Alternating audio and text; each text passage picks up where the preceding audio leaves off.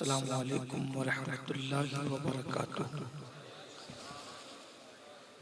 الحمدللہ رب العالمین والعاقبۃ للمتقین والصلاة والسلام علی سید الانبیاء والمرسلین وعلی آلہ واصحابہ الطیبین الطاہرین، اما بعد فاعوذ باللہ من الشیطان الرجیم، بسم اللہ الرحمن الرحیم۔ یا ایھا الناس اتقوا ربکم الذی خلقکم من نفس واحدہ وخلق منها زوجها وبث منہما رجالا کثیرا ونساء واتقوا اللہ۔ نقص جہاں نہیں، یہی پھول خار سے دور ہے، یہی شمع ہے کہ دھواں نہیں۔ میں نثار تیرے کلام پر، ملی یوں تو کس کو زبان نہیں۔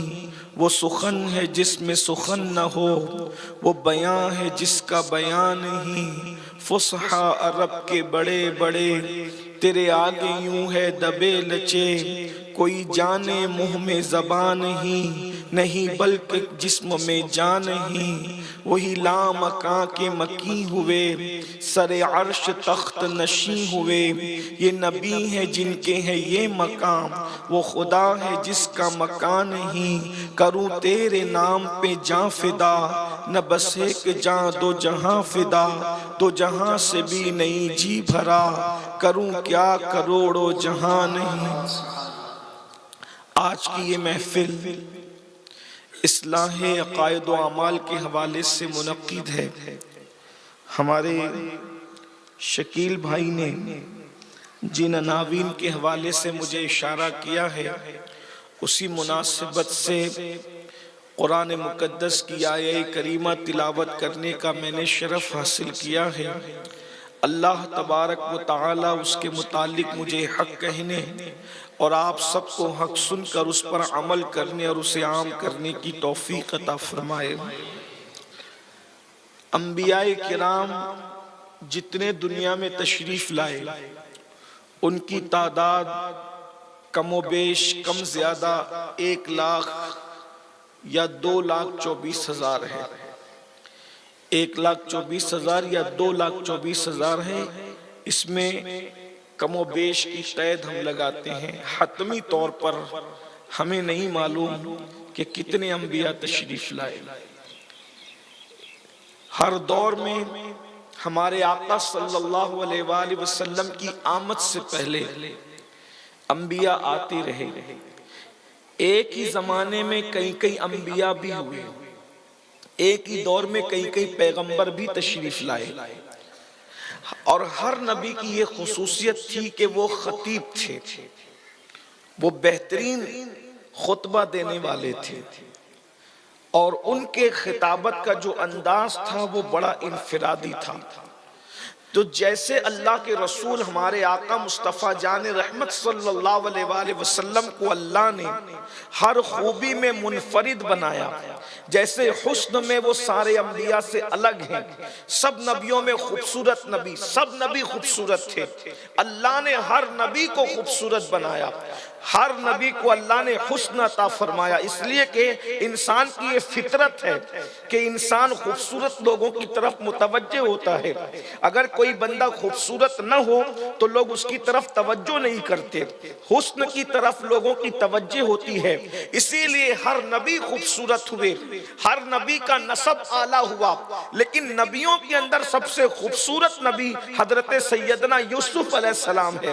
لیکن حضرت یوسف سے بھی خوبصورت اگر کوئی ہے تو ہمارے آقا مصطفیٰ جان رحمت صلی اللہ علیہ وآلہ وسلم کی ذات ہے۔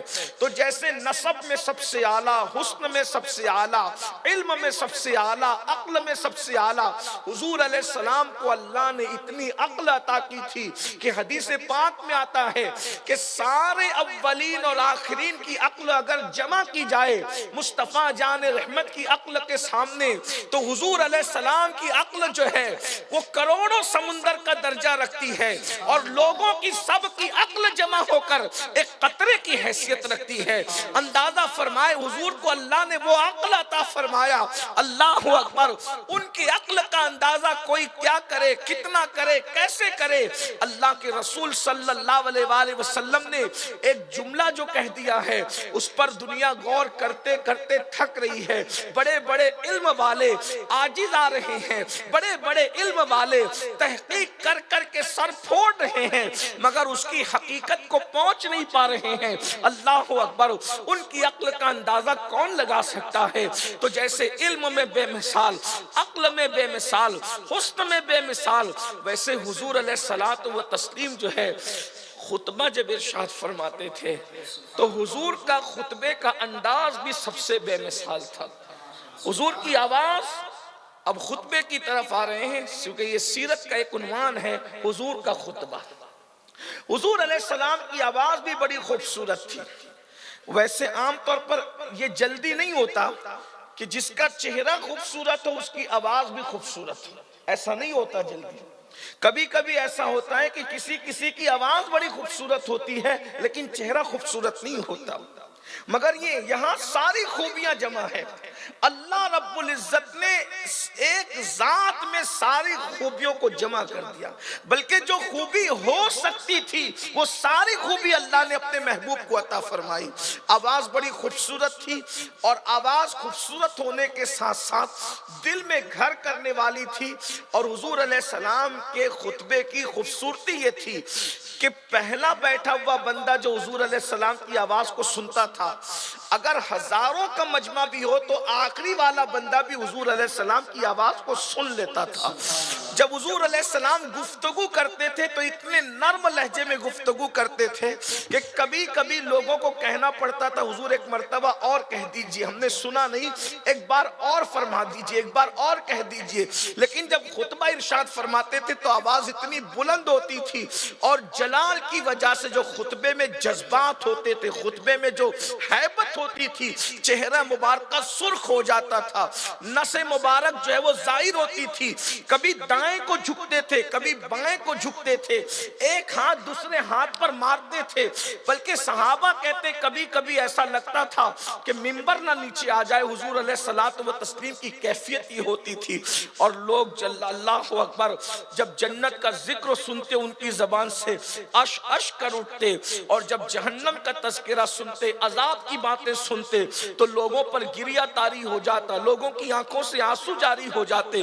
حضور علیہ الصلوۃ والتسلیم کے بے شمار خطبات ہیں، لیکن حضور علیہ السلام کا خطبہ 1 گھنٹے، 1.5 گھنٹے، 1.25 گھنٹے کا کبھی نہیں ہوتا تھا۔ کبھی خطبہ 2 منٹ میں ہو گیا، کبھی 3 منٹ میں ہو گیا، کبھی 5 منٹ میں ہو گیا، اور بڑے سے بڑا خطبہ زیادہ سے زیادہ لوگوں نے یہاں تک کہ جمع کیا 19 منٹ میں حضور کا سب سے بڑا خطبہ ہے۔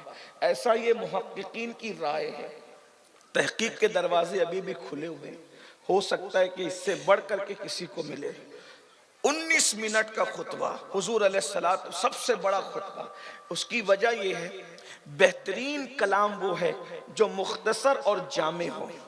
آج ہم لوگوں کو باتیں کرنے کا بڑا شوق ہے، لیکن سید الفصحاء کا سب سے بڑا خطبہ 19 منٹ کا تھا، اور ان خطبات کی الگ الگ شان ہے۔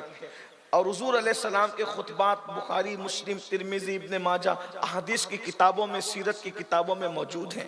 ایک خطبہ تو وہ بھی ہے اللہ کے رسول علیہ الصلوۃ والتسلیم کا جو شعبان کی آخری تاریخ کو اللہ کے رسول علیہ السلام نے خطبہ دیا، لیکن وہ سارے خطبات کا ذکر نہ کرتے ہوئے آج میں آپ کے سامنے حضور علیہ السلام کے اس خطبے کا ذکر کرنا چاہتا ہوں جو بہت مختصر ہے، بہت جامع ہے، اور پوری کائنات کے لیے ایک عالمی منشور کی حیثیت رکھتا ہے۔ غور کیجئے کتنا مختصر سا خطبہ ہے، لیکن اگر انسان اس پر توجہ کرے، اس پر جو ہے وہ دیکھے اور غور کرے تو پوری زندگی کے سارے قوانین اس کے اندر سمٹ آتے ہیں۔ اور اس خطبے کو سیرت نگاروں نے خطبہ حجۃ الوداع کے نام سے یاد کیا ہے۔ اللہ کے رسول صلی اللہ علیہ وآلہ وسلم نے اپنی اونٹنی قصبہ پر جو ہے وہ موجود ہو کر بیٹھ کر کے وہ خطبہ ارشاد فرمایا ہے۔ ذی الحجہ کی 9 تاریخ تھی، جمعہ کا دن تھا۔ اللہ کے رسول علیہ السلام کے سامعین کے اندر کم و بیش 1,24,000 یا 1,25,000 صحابہ کرام تھے، یعنی تقریباً 1.25 لاکھ لوگوں کا مجمع تھا۔ اللہ کے رسول صلی اللہ علیہ وسلم نے عالمی منشور عطا فرمایا۔ حضور علیہ السلام کے ساتھ جن لوگوں نے حج کیا، کتنے خوش نصیب وہ لوگ ہوں گے، میرے آقا کے یار لوگ، میرے سرکار کے صحابہ، اصحاب کرام۔ حضور علیہ السلام نے ان کو خطبہ ارشاد فرمایا۔ اللہ کے رسول علیہ الصلوۃ والتسلیم، چونکہ وقت بھی ہمارے پاس مختصر ہے، میں بہت تیزی کے ساتھ بغیر کسی تمہید کے خطبے کی طرف چلتا ہوں۔ اندازہ کریں، جب آپ سنیں گے تو آپ کو حیرت ہوگی، جب میری زبان سے حضور علیہ الصلوۃ والتسلیم کے خطبے کا خلاصہ آپ سنیں گے۔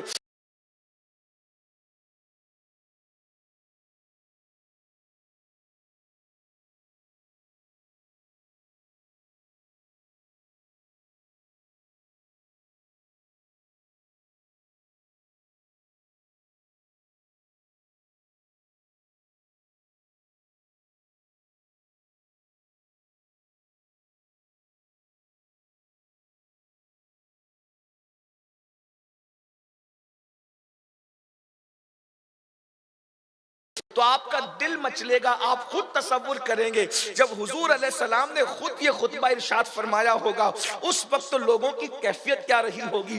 اور غور کیجئے، اس پورے مجمع میں کوئی بھی غیر صحابی نہیں تھا، سب کے سب صحابی تھے۔ غور فرمائیں، سب کے سب صحابی تھے، کیونکہ ہمارے عقیدے میں صحابی اسی کو کہتے ہیں جسے اپنی اونٹنی پر تشریف فرما ہے اور ایک عالمی منشور پیش کرتے ہیں۔ اللہ کے حبیب علیہ السلام آغاز کرتے ہیں اپنے خطبے کا، گفتگو کا آغاز کرتے ہیں اللہ کی حمد سے، اللہ رب العزت کی تعریف سے، اور اس کے بعد فرماتے ہیں کہ میں بذات خود اپنی ذات سے اس بات کو نہیں جانتا۔ حضور جو بھی جانتے ہیں، جو کچھ بھی کوئی جانتا ہے وہ اللہ کی عطا سے جانتا ہے، اللہ کی عطا کے بغیر کوئی نہیں جان سکتا۔ تو اسی لیے حضور علیہ السلام نے فرمایا میں اپنی ذات سے، یعنی اللہ کے بتائے بغیر مجھے اس کا علم نہیں ہے کہ آئندہ سال میں تمہارے ساتھ رہوں گا یا نہیں رہوں گا، اس لیے میں تمہارے سامنے ایک دستور پیش کرتا ہوں، کچھ تعلیمات پیش کرتا ہوں۔ اللہ کے حبیب علیہ السلام نے فرمایا اور پھر خطبے کا ارشاد فرمایا۔ حضور علیہ السلام یہ بھی اشارہ دے رہے تھے اس لیے کہ سورہ اذا جاء جو ہے وہ نازل ہو چکی تھی، حضور اکرم صلی اللہ علیہ وآلہ وسلم کو دنیا سے جانے کا اشارہ دے دیا گیا تھا۔ آقا کریم صلی اللہ علیہ وآلہ وسلم نے ارشاد فرمایا سب سے پہلے میں تمہیں اللہ سے ڈرنے کی بات کرتا ہوں، اللہ سے ڈراتا ہوں، اللہ کا خوف دلاتا ہوں، اللہ سے ہمیشہ ڈرتے رہنا۔ خطبے کا آغاز اللہ کی خشیت سے ہے، اللہ کے خوف سے ہے۔ جب غور کرنے والوں نے غور کیا تو پتہ چلا ساری ہدایت کا سرچشمہ اللہ کا خوف ہے، اللہ کی خشیت ہے۔ خطبے میں میں نے 7 چیزوں کو نوٹ کیا ہے جو آپ کے سامنے رکھ سکتے ہیں یہاں پر اگر وقت میں گنجائش رہی۔ سب سے پہلی چیز خطبے کا آغاز ہے اللہ کا خوف، اللہ کی خشیت، ہمیشہ اللہ سے ڈرتے رہنا۔ اور ہم نے دیکھا جن کے دلوں میں اللہ کا ڈر پیدا ہو جائے پھر وہ گناہ کی طرف نہیں جاتے، وہ ظلم کی طرف نہیں جاتے، وہ جرائم کی طرف نہیں جاتے، وہ برائیوں کی طرف نہیں جاتے۔ سارے گناہوں کی جڑ اللہ کا خوف دلوں سے نکل جانا ہے، خشیت ربانی دلوں سے نکل جانا ہے۔ اللہ کا خوف کیا ہے؟ آپ سوچتے ہوں گے کیا دنیا میں کوئی ایسا بندہ بھی ہے جو اللہ سے نہ ڈرتا ہو؟ ہاں بہت بے باک لوگ ہیں جو اللہ سے نہیں ڈرتے۔ اللہ سے ڈرنے کا مطلب کیا ہے؟ یہ مطلب نہیں ہے اللہ سے ڈرنے کا میں اللہ سے ڈرتا ہوں یا کبھی خوف کی بات سن لی تو رو لیا، ایک دو آنسو بہا لیے، اس کے بعد پھر گناہ کر رہے ہیں۔ اللہ سے خوف کا مطلب یہ ہے، خشیت ربانی کا مطلب یہ ہے کہ انسان سوچے میرا اللہ اتنی شان والا ہے، پکڑ والا ہے، اللہ اکبر قہر والا ہے، جلال والا ہے، محبت والا ہے۔ اگر وہ مجھ سے ناراض ہو گیا تو وہ مجھے عذاب میں گرفتار کر دے گا، وہ میری پکڑ کر لے گا۔ اور یہ سوچ کر انسان کا گناہوں کو چھوڑ دینا، گناہوں کو ترک کر دینا، یہ اللہ کا خوف ہے۔ اور امام غزالی رحمت اللہ علیہ نے بہت خوبصورت بات خوف خدا کے متعلق بیان فرمائی۔ ارشاد فرماتے ہیں خوف خدا کی پہچان یہ ہے جس چیز سے اللہ نے منع کر دیا اس سے رک جاؤ، اور جس کام کے کرنے کا حکم عطا فرمایا اس کام کو کرنے لگ جاؤ، یہی خوف خدا ہے۔ خوف خدا کی بات آئی ہے تو ایک بات عرض کریں، اللہ کے حبیب علیہ الصلوۃ والتسلیم سے ام المومنین سیدہ عائشہ صدیقہ رضی اللہ تعالیٰ عنہ نے پوچھا یا رسول اللہ صلی اللہ علیہ وآلہ وسلم کیا دنیا میں کچھ ایسے بھی لوگ ہیں جو بے حساب جنت میں داخل کیے جائیں گے، جو بے حساب جنت میں جن کا داخلہ ہوگا؟ میرے آقا فرماتے ہیں عائشہ ہاں کچھ گنہگار ایسے ہیں، توجہ کریں، کچھ گنہگار ایسے ہیں جو بے حساب جنت میں داخل کیے جائیں گے۔ پھر سنیں، کچھ گنہگار ایسے ہیں جو بے حساب جنت میں داخل کیے جائیں گے، کچھ گنہگار ایسے ہیں جو بے حساب جنت میں داخل کیے جائیں گے۔ ام المومنین نے عرض کیا گنہگار بے حساب جنت میں؟ ہاں، جو اپنے گناہوں کو یاد کر کے اکیلے میں اللہ کے خوف سے روتے ہوں گے، اللہ ان کے گناہ نہ دیکھے گا، خوف خدا سے رونے کی وجہ سے انہیں بے حساب جنت عطا کی جائے گی۔ آج ہم لوگ گناہ تو کرتے، گنہگار بھی ہیں، لیکن کیا کبھی ہم تنہائی میں بیٹھ کر اپنے گناہوں کو یاد کر کے اللہ کے خوف سے روتے ہیں؟ پیسے کے گم ہو جانے پر تو ہم روئے ہیں، گانا اور غزل سن کر تو ہم روئے ہیں، سیریلوں کے اندر جذباتی مناظر دیکھ کر بھی ہماری آنکھوں میں آنسو آئے، فلموں کے اندر ہیرو اور ہیروئن کو جدا ہوتے ہوئے دیکھ کر بھی ہم روئے ہیں، میتوں پر بھی ہم روئے ہیں، ایکسیڈنٹ پر بھی ہم روئے۔ کیا کبھی اپنے گناہوں کو یاد کر کے بھی ہم روئے؟ مجھے حیرت ہے وہ مسلمان کیسا ہے جس کے دل میں اللہ کا ڈر نہیں ہے۔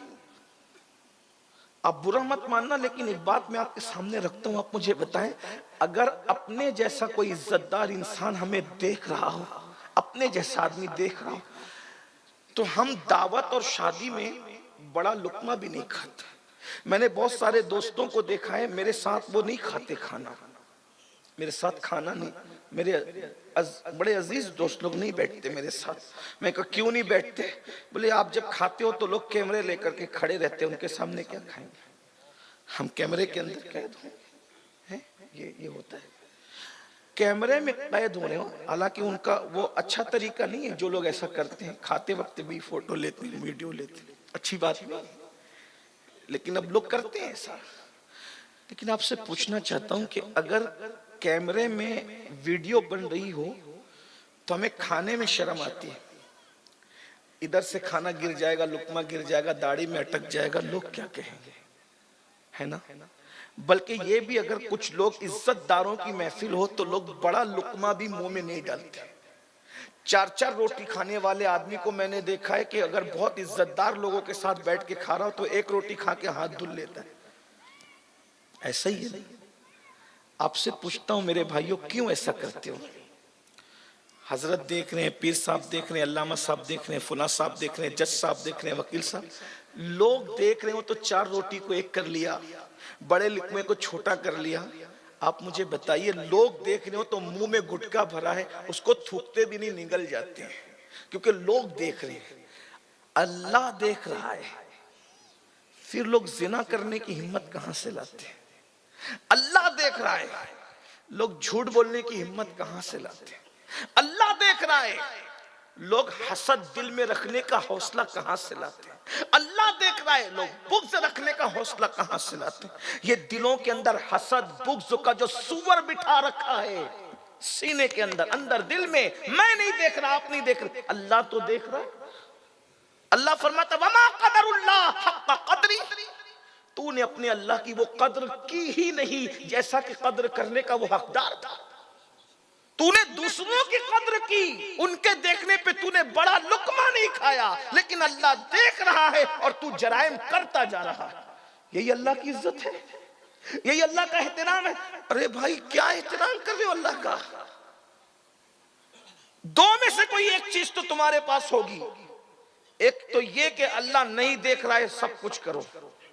جس کا عقیدہ یہ کہ اللہ نہیں دیکھ رہا ہے وہ مسلمان ہوگا، اور پھر یہ کہ اللہ دیکھ رہا ہے پھر بھی گناہ کر رہے ہو۔ بتائیے کون ہو؟ کون ہو؟ باپ دیکھ رہا ہے تو سگریٹ نہیں پیتے، اللہ دیکھ رہا ہے گندی فلم بھی دیکھ رہے ہو، نرم نرم گدوں پہ، اللہ دیکھ رہا ہے ملاوٹ بھی کر رہے ہو، اللہ دیکھ رہا ہے کیا نہیں کر رہا ہے آج کا مسلمان، اللہ دیکھ رہا ہے۔ پولیس اگر دیکھ رہا ہو تو ہیلمٹ نہیں اتارتے، پولیس اگر دیکھ رہا ہے پوائنٹ پولیس اگر کھڑا ہو، ہیلمٹ کے بغیر آگے نہیں جاتے، پولیس دیکھ رہا ہے، پولیس کے دیکھنے کا اتنا خیال، چالان کٹ جائے تو ہے، خوف دنیا تو ہے، گنڈوں کا بھی خوف ہے، علماء کا بھی خوف ہے، پیروں کا بھی خوف ہے، ڈاکٹروں کا، ججوں کا، سب کا خوف ہے، لیکن خوف نہیں ہے تو اللہ کا نہیں ہے، اللہ کا نہیں ہے خوف، اللہ کا خوف نہیں۔ اگر چائے کرتے پہ لگ جائے، وہ چائے کرتے پہ لگ گئی، وہ دھبا لے کر ولیمے میں نہیں جاؤ گے، کیونکہ چائے لگ گئی ہے نا، دھبا لگ گیا، اور دل پہ دھبے لے کر حسد کے، بغض کے، تکبر کے، گھمنڈ کے مسجد میں جا رہے ہو؟ بتاؤ میرے بھائی، ہم کون سے مسلمان؟ میں تو بس یہی مشورہ دیتا ہوں کہ مسلمانوں کے سارے مسائل حل ہو جائیں جس دن مسلمان بن جائے۔ میڈ ان انڈیا مسلمان بنو گے تو کامیاب نہیں رہو گے، وہ مسلمان بنو جو مصطفیٰ جان رحمت بنانے کے لیے آئے تھے۔ حضور نے جس سانچے میں ڈھال، بہت ضرورت ہے، یہ شہادت گہے الفت میں قدم رکھنا ہے۔ لوگ آسان سمجھتے ہیں مسلمان ہونا، اور بہت آسان ہے کافر کا مسلمان ہونا، بہت مشکل ہے مسلمان کا مسلمان ہونا۔ ہم مسلمان کیسے ہیں؟ اللہ کا خوف نہیں۔ اللہ کے خوف کی ایک مثال آپ کے سامنے پیش کروں، خطبہ حجۃ الوداع پڑھتے ہوئے اللہ کے خوف کی ایک مثال پیش کروں۔ بہت خوبصورت بات یاد آ گئی، خوف کے درمیان، خوف کسے کہتے ہیں؟ اللہ دیکھ رہا ہے، اللہ دیکھ رہا ہے، اپنی شان کے مطابق دیکھ رہا ہے۔ ان اللہ کان علیکم رقیبا۔ صوفیہ کہتے ہیں جیسے شکاری شکار پر نظر جماتا ہے نا، ایسے تانتا ہے، جب کوئی تیر چلاتا ہے شکاری تو کیسے وہ شکار پہ نظر جماتا ہے، بلا تمثیل۔ قدرت کی نگاہ میں سب ایسے ہی ہے جیسے شکاری شکار کو دیکھتا ہے، کوئی اس کی نظر سے چھپا ہوا نہیں، اور وہ دور بھی نہیں ہے۔ ہوا معکم اینما کنتم، تم جہاں ہو وہ تمہارے ساتھ۔ اس سے حوصلہ بھی ملتا ہے اور ڈر بھی لگتی ہے۔ ڈر اس لیے لگتی ہے کہ جب وہ میرے ساتھ ہے، ہر جگہ ساتھ ہیں، تو پھر میں غلط کیوں کروں؟ یہ تو ڈر کی بات ہے۔ لیکن حوصلہ بھی ملتا ہے۔ بھائیو، کسی کے ساتھ اگر 4 طاقتور انسان ہو تو اس کا کوئی کچھ نہیں بگاڑ سکتا، جس کے ساتھ اللہ ہو اس کا کون کیا بگاڑ سکتا؟ ہوا معکم اینما، اور کتنے قریب ہیں، کتنے قریب ہے، نحن اقرب الیہ من حبل الورید، وہ تمہاری شہرک سے زیادہ قریب، اور دیکھ رہا ہے۔ امیر المومنین، غیظ المنافقین، امام المجاہدین، جانشین رسول دوم سیدنا عمر ابن خطاب رضی اللہ تبارک و تعالیٰ، جب آپ خلیفہ ہوئے تو آپ کی عادت تھی کہ آپ دورہ کرتے تھے، گشت کرتے تھے، مسلمانوں کے حالات چیک کرنے کے لیے کہ کیا چل رہا ہے، حالات کیا ہے، مسلمانوں کی کیفیت کیا ہے۔ اس لیے کہ وہ جانتے تھے مسلمان ٹھیک رہیں گے تو سب ٹھیک رہے گا۔ نظام دنیا کا مسلمانوں پر ہے، مسلمان بگڑے گا سارا نظام بگڑے گا، مسلمان سدھرے گا سارا نظام سدھرے گا۔ آپ کہیں گے مسلمانوں پر کیوں ڈیپینڈ ہے؟ اس کی وجہ یہ ہے کہ 2 بچے جھگڑا کر رہے ہوں، دونوں ایک دوسرے کو گالی دے رہے ہوں، شریف آدمی کس کو پکڑ کے مارے گا؟ کس کو مارے گا؟ دوسرے کے بچے کو یا اپنے بچے کو؟ بولو بھائی، بولتے کیوں نہیں ہو؟ اگر سمجھ میں آتی ہے تو بول دو، نہیں سمجھ میں آتی تو میں آگے بڑھتا ہوں۔ اگر 2 بچے جھگڑا کر رہے ہوں، دونوں گالی گلوچ کر رہے ہوں، تو پڑوسی کے بچوں کو مارے گا شریف آدمی یا اپنے بچے کو مارے گا؟ اپنے بچے کو مارے گا۔ شریف آدمی کی میں نے قید لگائی، بدماش کا تو کوئی تذکرہ ہی نہیں، وہ تو کسی کو بھی مار سکتا ہے، لیکن شریف آدمی کی غیرت ہوتی ہے، میرے بچے نے گالی کیوں دی، میرے بچے نے جھگڑا کیوں کیا، کیوں گالی دی میرے بچے نے؟ بلا تمثیل کائنات کے ہر انسان کو اللہ نے پیدا کیا ہے، لیکن اللہ کہتا ہے میرا وہی ہے جو میرے محبوب کا ہے۔ بندے تو سب ہیں لیکن میرا بندہ وہی ہے جو میرے محبوب کا ہے۔ تب محبوب والے اگر صحیح ہوں تو نظام کائنات صحیح ہوتا ہے۔ ایک مرتبہ سلیمان علیہ السلام تخت پر بیٹھے تھے اور بہت سے لوگ بیٹھے ہوئے تھے۔ آپ کا تخت اچانک ایسے ہونے لگا، ادھر ادھر بیلنس کھونے لگا۔ حضرت سلیمان علیہ السلام نے عرض کی مولا میرا تخت بھی ادھر ادھر ڈولنے لگا ہے۔ اللہ نے فرمایا جو تخت پہ بیٹھے ان کو بولو سدھرو، یہ تخت خود بخود درست ہو جائے گا۔ یہ تخت پہ بیٹھنے والے درست ہو جائیں گے، تخت خود بخود درست۔ ابھی ان لوگوں نے ان کی نیت میں کچھ غلط خیالات آئے اس لیے ان کا تخت ڈولنے لگا۔ غور فرمائیں، نبی بھی ساتھ بیٹھے، پاس والوں کے دلوں میں غلط خیال آنے لگا، تخت ڈولنے لگا۔ جب غلط خیال پر تخت ڈولنے لگتا ہے پیغمبر کا تو دنیا کیوں نہ اتھل پتھل ہوگی بھائیو۔ غلط یہاں خیال ہی غلط نہیں ہے، اعمال بھی غلط ہے، انداز بھی غلط ہے، غلط ہی غلط ہے، صحیح کہاں ہے؟ کچھ صحیح نہیں ہے الا ماشاءاللہ۔ تو حضرت فاروق اعظم گھومتے تھے، گشت کرتے تھے، لوگ کیسے ہیں، لوگوں کو سدھارو، اور لوگوں میں بھی خاص جوانوں کو ٹارگٹ کر، نوجوانوں کو سدھارو۔ ایک مرتبہ سر پہ کپڑا باندھا، اس دور میں جیسے چرواہے لوگ باندھتے تھے، سر پہ کپڑا باندھا اور جو وہ اون کا جبہ اور ایسا ڈانٹا باندھا کہ لوگ پہچان نہ سکے۔ اور آپ مدینہ منورہ کے مضافاتی علاقوں میں جس کو اوالی مدینہ کہتے ہیں، ادھر چراگاہوں کی طرف نکلے تو دیکھا بکریاں چر رہی ہے اور ایک جوان خوبصورت سا درخت کے نیچے نماز پڑھ رہا ہے۔ حضرت فاروق اعظم کا کلیجہ ٹھنڈا ہوا کہ چرواہا بکریاں چراتے ہوئے بھی نوافل پڑھ رہا ہے، بڑی بات ہے۔ لیکن چونکہ کبھی کبھی لوگ نماز کا بھی بہانہ لیتے ہیں نا لوٹم لاٹ کے لیے، نماز کے پردے میں بھی اپنے آپ کو چھپاتے ہیں لوٹ مار کرنے کے لیے، تو سوچا کہ واقعی نمازی ہے یا نمازی بننے کا ڈھونگ رچا رہا ہے۔ تو گئے اور جیسے ہی گئے تو آپ کھڑے ہو گئے، مگر وہ واقعی نمازی تھا۔ اس نے جیسے ہی محسوس کیا کہ کوئی بندہ کی قدموں کی آہٹ ہے، اس نے نماز مختصر کی۔ اگر کوئی مکار ہوتا تو کسی کی آہٹ سن کر لمبی کر دیتا۔ آپ دیکھتے ہیں نا جب لوگوں کے درمیان نماز ہوتی ہے تو پھر نماز ہوتی ہے، لیکن وہی نماز تنہائی میں ہو تو پھر دیکھیے کیا ہوتا ہے نا، ایسا ہوتا ہے۔ تو بہرحال اس نے نماز مختصر، کیوں پیور لوگ تھے وہ، نماز مختصر کر دی، سلام پھیرا اور سلام پھیر کر کے فاروق اعظم نے اس کو خود سے سلام کیا۔ اس نے جواب دیا، کہا کہ اے مسافر کیا بات ہے میرے پاس کیوں آئے ہو؟ اور فاروق اعظم نے کہا کہ اے لڑکے میں بھوکا ہوں، مجھے بھوک لگی ہے، میں چاہتا ہوں کہ مجھے کچھ کھلا پلا دے۔ کہا کہ مسافر معاف کرنا میرے پاس کچھ نہیں ہے اس وقت۔ کہا اتنی بکریاں چر رہی ہے، دودھ دو کے مجھے دے دو، کیا جاتا ہے تمہارا؟ تو اس نوجوان نے کہا اے مسافر میں یہ بکریوں کا مالک نہیں ہوں، میں چرواہا ہوں، اور چرواہے کو اس کا حق نہیں ہے کہ مالک کی اجازت کے بغیر بکریوں کا دودھ دو کر کے دے دے، میں نہیں دے سکتا۔ یہ ہائی وے پہ بہت ساری گاڑیاں چلتی رہتی ہے، ٹماٹر کی گاڑی، پالک کی گاڑی، گنے کی گاڑی، رستے میں چائے کے پینے کے لیے ڈرائیور لوگ رکتے ہیں تو اس کو بیچتے رہتے ہیں۔ ارے تو ڈرائیور ہے بھائی، تجھے بیچنے کا حق کیا ہے؟ اور کچھ لوگ لیتے بھی ڈرائیور کی اور کلنر کی اجازت سے، ذرا ایک ٹماٹر لے لوں کیا بھیا؟ ارے اس سے کیا اجازت لے رہا ہے، وہ مالک کی ملک ہے، وہ اجازت کروڑ بار بھی دے تو تیرے لیے جائز نہیں۔ وہ کہتے ہیں نہیں حضرت ہم نے تو اجازت لے کے لیے، اس سے اجازت کیا لینا؟ حالات خراب، یہ جو ہماری اولادیں بگڑ رہی ہیں نا، بگڑی ہوئی اولاد کا سب سے بڑا سبب ہے لقمہ درست نہیں ہے۔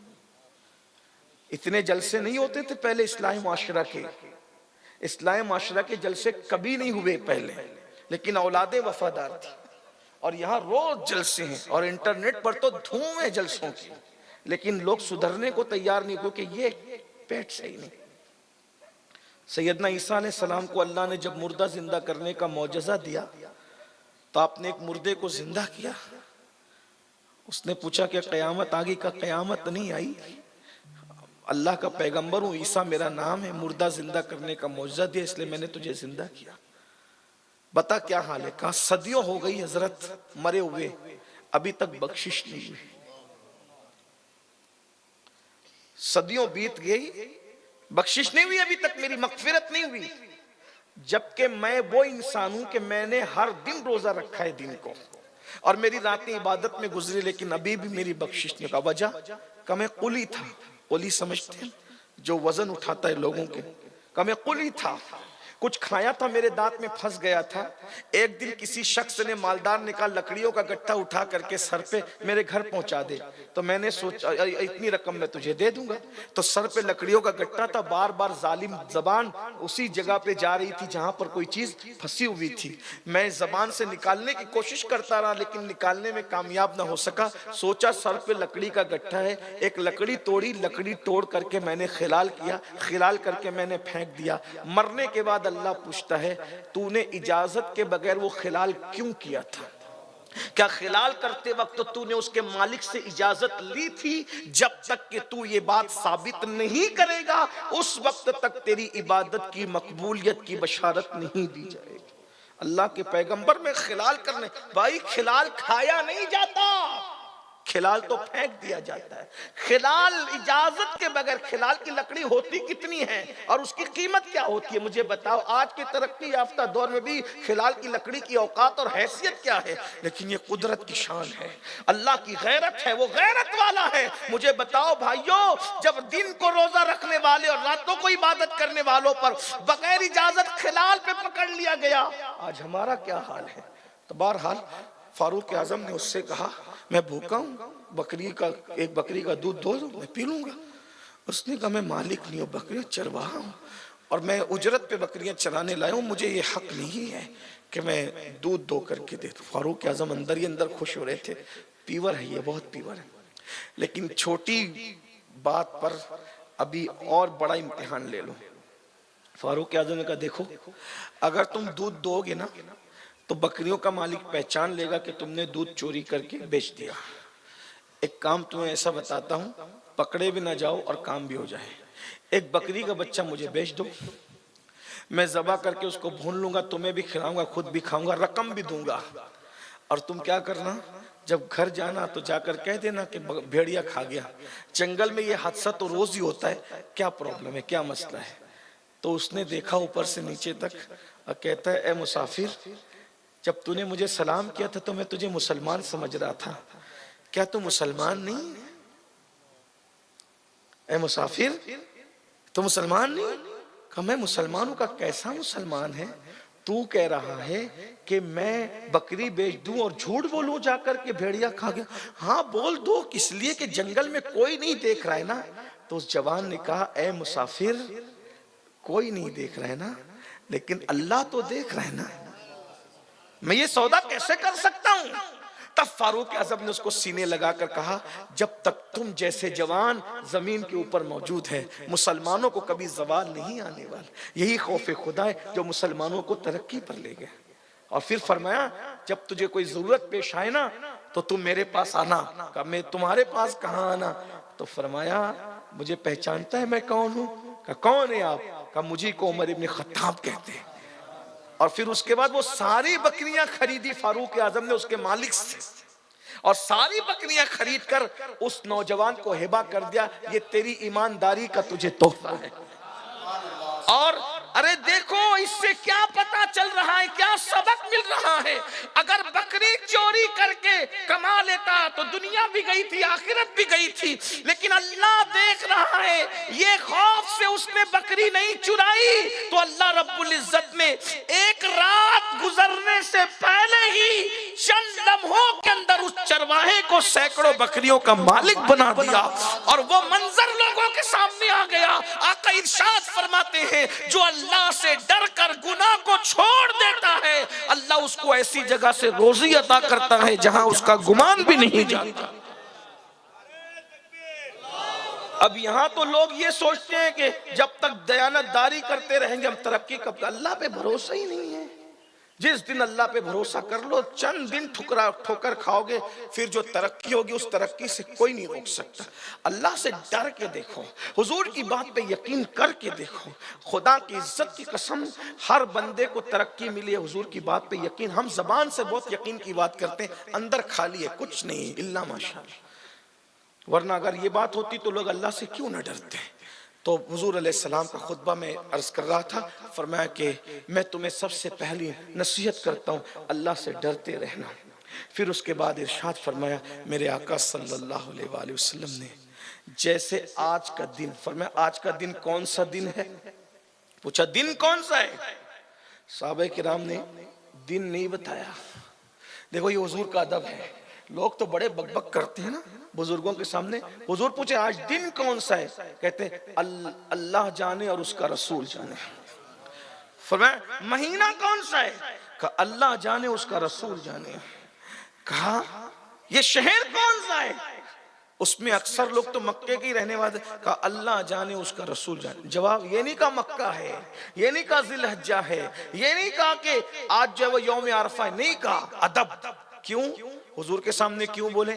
اگر حضور کی طبیعت چاہیں تو یہ مالک و مختار نبی ہیں. اگر آج کہہ دے یوم عرفہ نہیں ہے، کوئی اور دن کہہ دے، جمعہ نہیں ہے کوئی اور دن کہہ دے، اس لیے کہ نبی مختار کل ہیں.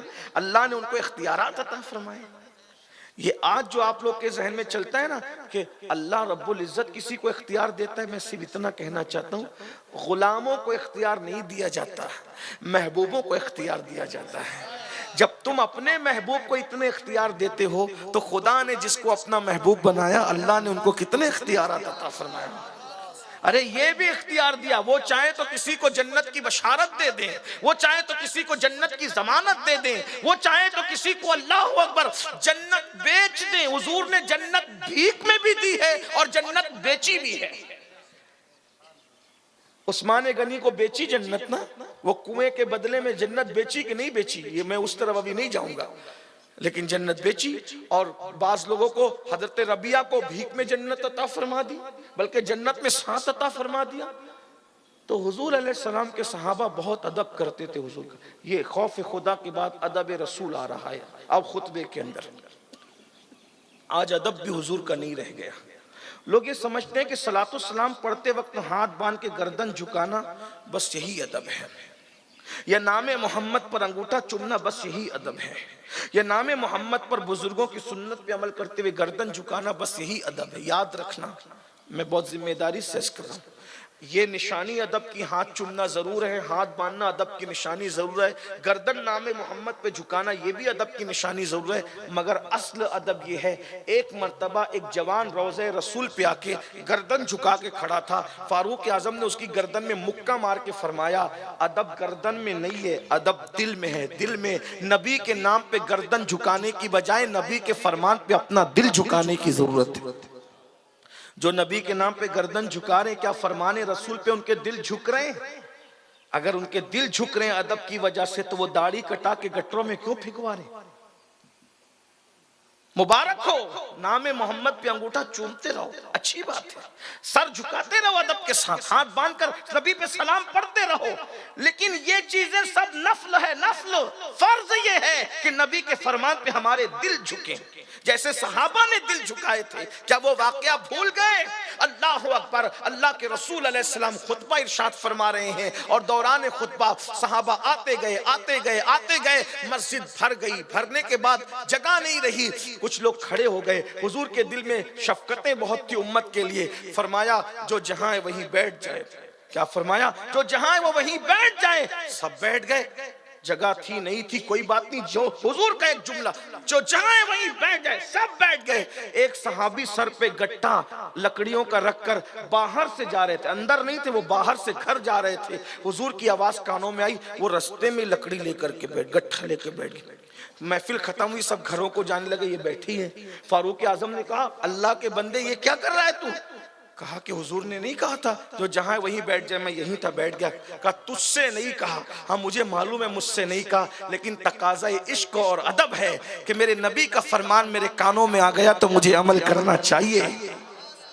بتائیے ہمارے پاس یہ بات نہیں پہنچی کہ قرآن مقدس میں 700 مرتبہ کم و بیش نماز کا حکم دیا گیا. حضور علیہ السلام کی یہ فرمان نہیں پہنچا کہ نماز میری آنکھوں کی ٹھنڈک ہے. حضور کا یہ فرمان نہیں پہنچا جو نماز چھوڑتا ہے اس کا نام جہنم کے دروازے پہ لکھ دیا جاتا ہے. سوچئے کون سا ادب ہم کر رہے ہیں. حضور کا بھی ادب ویسا نہیں کر رہے جیسا کرنا چاہیے.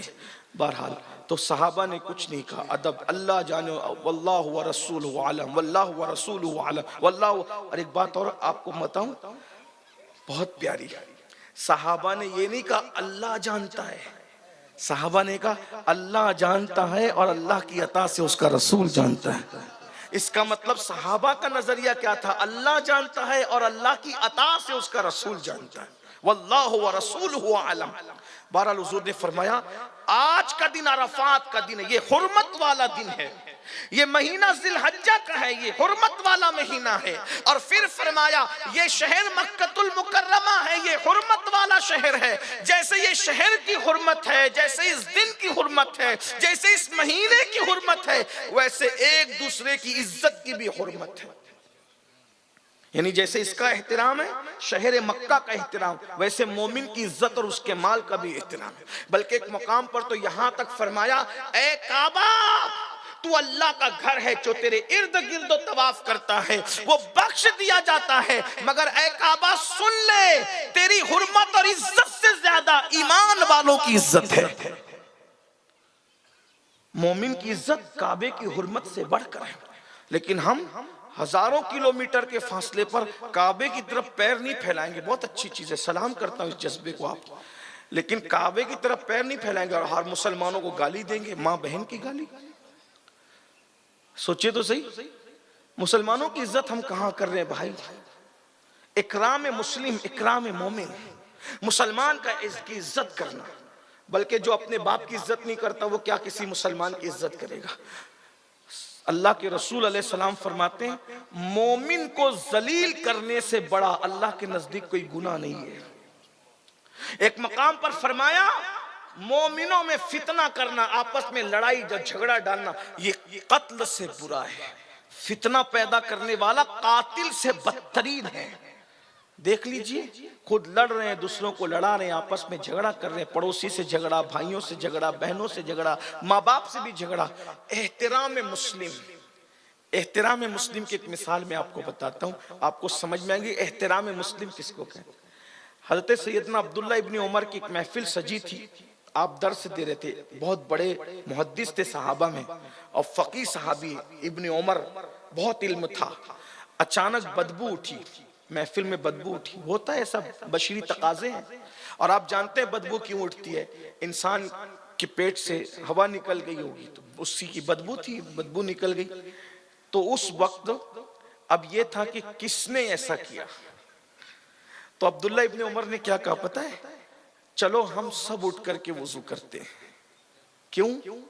اس لیے کہ اگر وہ بندہ جس کا وضو ٹوٹا ہے وہ جائے گا تو وہ لوگوں کے نزدیک ذلیل ہو جائے گا کہ اسی کی بدبو تھی۔ تو ہم سب وضو کر لیتے ہیں، جن کا وضو ہے ان کا وضو کی نور علی نور ہو جائے گا، اور جس کا وضو ٹوٹا ہے اس کا وضو ہو جائے گا اور اس کی عزت اور آبرو بھی بچ جائے گی۔ یہ اکرام مسلم ہے۔ اکرام مسلم کی ایک مثال اور آپ کے سامنے پیش کروں، کیسا احترام تھا مسلمانوں کا، کتنی عزت تھی۔ حضور اکرم صلی اللہ تعالی علیہ وآلہ وسلم کے اصحاب ایک جنگ میں شریک ہیں، اور اسی جنگ کے اندر ایک صحابی زمین پر زخمی ہو کے گرتے ہیں اور کہتے ہیں العطش العطش، پیاس پیاس۔ ایک ننھی سی بچی پانی پلانے کے لیے جاتی ہے تو دوسرے صحابی ان کے قریب میں گرتے ہیں، وہ کہتے ہیں العطش العطش، پیاس پیاس۔ تو پہلے والے صحابی کہتے ہیں بیٹی مجھے اتنی ضرورت نہیں پانی کی، مجھ سے زیادہ میرے اس بھائی کو ضرورت ہے، اس کو پانی پلا دے۔ اور جیسے اس تک وہ بچی پہنچتی ہے تیسرے صحابی گرتے ہیں، کہتے ہیں العطش العطش، تو وہ دوسرے صحابی کہتے ہیں بیٹی مجھ سے زیادہ ضرورت میرے اس بھائی کو، اس کو پانی پلا دے۔ وہ تیسرے تک پہنچی، وہ شہید ہو گئے، دوسرے تک آئی وہ بھی شہید ہو گئے، پہلے تک آئی وہ بھی شہید ہو گئے۔ یہ تھا مسلمان، یہ حضور کے بنائے ہوئے مسلمان تھے۔ آج تو گھر بنائیں گے تو کسی کے گھر میں گھس جائیں گے، 1 انچ 2 انچ، بے معنی کرو، طاقت ہے نا، قوت ہے، سورسز ہے، سیاسی سورس لگا، پیسہ لے لو، قرض ادا مت کرو، کون کیا کرے گا؟ یہ نہیں، دین یہ ہے جو حضور لے کر آئے تھے، اصل دین۔ آج یہ دین ہمارے ہاتھوں سے گیا، ہم اپنی طبیعت کے پجاری ہو گئے۔ تو اللہ کے رسول علیہ السلام نے فرمایا مومن کی حرمت، مومن کی آبرو تم پر اللہ نے حرام، اس کی عزت کو، اس کے مال کو، اس کے جان کو اللہ نے تم پہ حرام کیا ہے۔ اور اللہ کے رسول علیہ السلام نے فرمایا کسی انسان کو، اگر مسلمانی کسی انسان کو تم نے قتل کیا، انسان کو بے گناہ، سب سے پہلے قیامت کے دن اللہ کی عدالت میں جو فیصلہ ہوگا وہ قتل کے متعلق ہوگا، اور قاتل کو جہنم کے اندر اسی طرح بار بار بار بار بار بار قتل کیا جائے گا جیسے اس نے کسی اور کو قتل کیا تھا۔ تو اللہ کے رسول علیہ السلام نے عزت کو حرام کیا ہے. کعبے کی عزت سے بڑھ کر مومن کی عزت ہے. اس لیے کسی کے بھی بارے میں کچھ بولنے سے پہلے 100 بار سوچو اللہ کو میں جواب کیا دوں گا. آج کل بہت آسانی سے لوگ کہتے ہیں ارے وہ اس کا تو اس کے ساتھ چکر چل رہا ہے. اپنے کو کیا پڑی میرے بھائی؟ اگر چل بھی رہا ہے تو ہم کوئی تھوڑی ٹھیکیدار ہیں کہ لوگوں کی تشہیر کرتے رہیں. ہمیں تو اگر ہم نے کسی کے عیب بھی دیکھ لیے پردے ڈال دو. اللہ کے رسول علیہ السلام فرماتے ہیں جو تم جب تک مومنوں کے عیب پہ پردے ڈالتے رہو گے اللہ تمہارے عیبوں پہ پردے ڈالتا رہے گا. اور تم نے جب لوگوں کے عیب اٹھانا شروع کر دیے تو تم اپنی طاقت کے مطابق لوگوں کے عیب بیان کرو گے, اللہ اپنی شان کے مطابق تمہیں لوگوں میں ذلیل فرما دے گا. اگر تم چاہتے ہو کہ تمہارے عیبوں پہ پردے پڑے رہیں, تمہیں چاہیے کہ تم لوگ پردے ڈالتے رہو, پردے ڈالتے رہو. پردے ڈالنے کی بڑی فضیلت ہے. قیامت کے دن سب کا حساب اوپن ہوگا, سب کا حساب اوپن ہوگا, لیکن کچھ خاص بندے ایسے ہوں گے اللہ جن کا حساب تنہائی میں لے گا, پردے ڈال کے لے گا. وہ ادھر ادھر دیکھے گا, کہے گا کہاں ہے سب؟ ارشاد ہوگا تو دنیا میں لوگوں کے عیب پہ پردے ڈالتا تھا, آج ہم نے تیرے عیبوں پہ پردے ڈال دیے. ہم لوگوں کے بارے میں بہت ٹوہ میں لگے رہتے ہیں. اس کا اگر کسی کا میسج آ گیا نا جلسے میں تو سب لوگ جھانکتے ہیں کس کا آیا, یہ ہے, یہ اس کا میسج آیا نا. ہمارے مذہب میں تعلیم یہ ہے کہ کسی کا خط اس کی اجازت کے بغیر نہیں پڑھنا چاہیے. تو آج خط تو نہیں رہا, میسیجز خط کی حیثیت اختیار کر گئے, تو اس کے موبائل کا میسج ہمیں نہیں پڑھنا چاہیے. وہ موبائل میں کیا دیکھ رہے ہیں ہم نظر لگا کے ٹو میں رہتے, کیا دیکھ رہے ہیں, کچھ گندگی تو نہیں دیکھ رہا ہے. اس کا مطلب یہ ہے کہ جیسے ہیں ویسے ہی لوگوں کو سمجھتے ہیں. انسان کی فطرت ہے, وہ جیسا ہوگا لوگوں کو ویسے ہی سمجھے گا. ایک مرتبہ ایک تہجد گزار صبح صبح تہجد پڑھنے کے لیے جا رہا تھا, دیکھا ایک چور ہے تو اس نے سمجھا کہ یہ بھی میری طرح تہجد گزار ہے, اور چور نے سمجھا یہ بھی میری طرح چور ہے, چوری کرنے جا رہا ہے. یہ انسان کی فطرت ہے. انسان آئینہ, انسان کے لیے آئینہ, مومن مومن کے لیے آئینہ. اس لیے لوگوں کے لیے خیال اچھا رکھو, حسن ظن رکھو, کسی کی ٹوں میں مت پڑو, کسی کے گناہوں کی طرف جو ہے وہ توجہ مت کرو. اور اگر کسی کا گناہ دیکھ بھی لو تو اس پہ عیب, اس کے عیب پہ پردے ڈالنے کی کوشش کرو. آج ہمارے اندر سے یہ ساری چیزیں نکلتی جا رہی ہے, ہم یہ ساری چیزوں کے اندر مبتلا ہوتے ہیں. آخرت رہی نہیں گئی, فکر آخرت نہیں رہ گئی. اللہ کے رسول علیہ السلام نے عزت مومن کو ہم پہ حرام قرار دیا ہے. تیسری چیز اللہ کے رسول علیہ السلام نے ارشاد فرمایا, آج زمانے جاہلیت کی ساری رسموں کو میں اپنے پیروں تلے کچلتا ہوں. یہ خطبہ حجت الوداع ہے. جہالت کی ساری رسمیں آج پیروں تلے کچلی جا رہی ہے. ارشاد فرمایا سود حرام کر دیا گیا. جس کا سود جس پہ باقی تھا وہ اصل مال لے لے اور سود کو معاف کر دے, چھوڑ دے. اور فرمایا میں سب سے پہلے حضرت عباس ابن عبد المطلب والا سود معاف کرتا ہوں, ختم کرتا ہوں, اس کو کالعدم قرار دیتا ہوں. یعنی ابن عباس سے جس نے رقم دی ہے سود پر, وہ اصلی رقم واپس کرے اور سود والا معاملہ ختم کرے. حضور اکرم صلی اللہ علیہ وآلہ وسلم نے وہ عالمی منشور جو حجت الوداع کی شکل میں پیش فرمایا تھا, اس میں اس پر بھی میرے آقا علیہ السلام نے توجہ دلائی. سود کالعدم قرار دیا گیا ہے, سود کا خاتمہ ہے آج سے. اب کوئی کسی سے سود وصول نہیں کرے گا. بس ایک دو روایت سود کے متعلق سن لے. آج گھما پھرا کر کے مسلم معاشرے میں سود بھی بہت عام ہوتا جا رہا ہے, اور میں دیکھ رہا ہوں کہ معاذ اللہ کچھ دیندار طبقہ بھی گھما پھرا کر سود میں مبتلا ہو رہا ہے. سفید کپڑے ہیں, حاجی صاحب ہے, نمازی صاحب ہے, مخیر قوم و ملت اعلیٰ ہیں, فلاں ہیں, اور سود کا دھندا ہے, چوری چپکے سے ہے. کس کو دھوکہ دے رہے ہو؟ سود حرام ہے. اور کیسا حرام؟ فرمایا کعبے میں زنا کرنا اور سود کھانا دونوں برابر برابر ہیں. ایک مقام پر یہاں تک فرمایا جس نے سود کا ایک لقمہ کھایا گویا اس نے اپنی ماں کے ساتھ 36 مرتبہ زنا کیا. ایک بہت بڑے بزرگ ہیں حضرت مفتی اعظم مکہ علامہ ابن حجر مکی رحمت اللہ تعالی علیہ, وہ فرماتے ہیں میری عادت تھی کہ میں اپنے بابا کی قبر پر جاتا اور وہاں جا کر قرآن کی تلاوت کرتا. ایک دن شب قدر میں, توجہ کرنا, شب قدر میں, رمضان شریف سارے مہینوں سے افضل, رمضان شریف کی راتیں ہر رات سے افضل، اور رمضان شریف کی تمام راتوں سے شب قدر افضل۔ 1000 مہینوں سے اس کو فضیلت حاصل ہے، 1000 مہینوں پر اس کو فوقیت حاصل ہے۔ ابن حجر مکی مفتی اعظم مکہ کہہ رہے ہیں کہ میں شب قدر میں اپنے بابا کی مزار پہ قرآن پڑھنے گیا تو میں نے قریب کی قبر سے چیخنے چلانے کی آواز سنی۔ شب قدر میں اجالا نمودار ہو رہا تھا اور چیخنے کی آواز سے میں ڈر گیا، اور میں نے اس قبر سے دھواں نکلتے دیکھا۔ اس کے بعد جب اجالا سا ہوا تو میں اس قبر کے قریب گیا تو کچھ چہل پہل ہو گئی قبرستان میں، تو میں نے کہا کہ یہ وہ فلاں کی قبر ہے نا، وہ فلاں فلاں، ہاں اس کی قبر ہے، آپ جانتے اس کو؟ ہاں ہاں، بہت کم بولتا تھا یہ بزرگ۔ بھائیو، لوگوں کی تعریف پہ اترایا نہ کرو، پبلک کے بڑے بڑے القابات دینے پر خوش نہ ہو جایا کرو۔ دنیا کچھ کہہ رہی ہو، خوش مت ہونا جب تک کہ یار کی طرف سے نیکی کی سند نہ ملے، ورنہ یہ تو دنیا ہے۔ دنیا تو نچنیوں کو بھی بڑا چڑھا کے پیش کرتی ہے، دنیا ہے۔ یہاں تو رشوتوں پر بھی کوئی کسی کو بڑے بڑے القابات دے دیتا ہے، یہ دنیا ہے۔ دنیا سے بے وفا اللہ نے کسی کو پیدا ہی نہیں کیا، سب سے بے وفا دنیا ہے۔ اس نے سب کے ساتھ بے وفائی، میرے امام کہتے شہد دکھائے، زہر پلائے، قاتل ڈائر شوہر کش، اس مردار پہ کیا للچایا، دنیا دیکھی بھالی ہے۔ ابن حجر کہتے ہیں مجھے بتایا یہ وہی بزرگ ہے نا جو صف اول کے نمازی تھے، جن کی تکبیر اولیٰ بھی کبھی فوت نہیں ہوتی تھی، بہت کم بولتے تھے، زیادہ بولتے نہیں تھے۔ ہاں یہ وہی ہے۔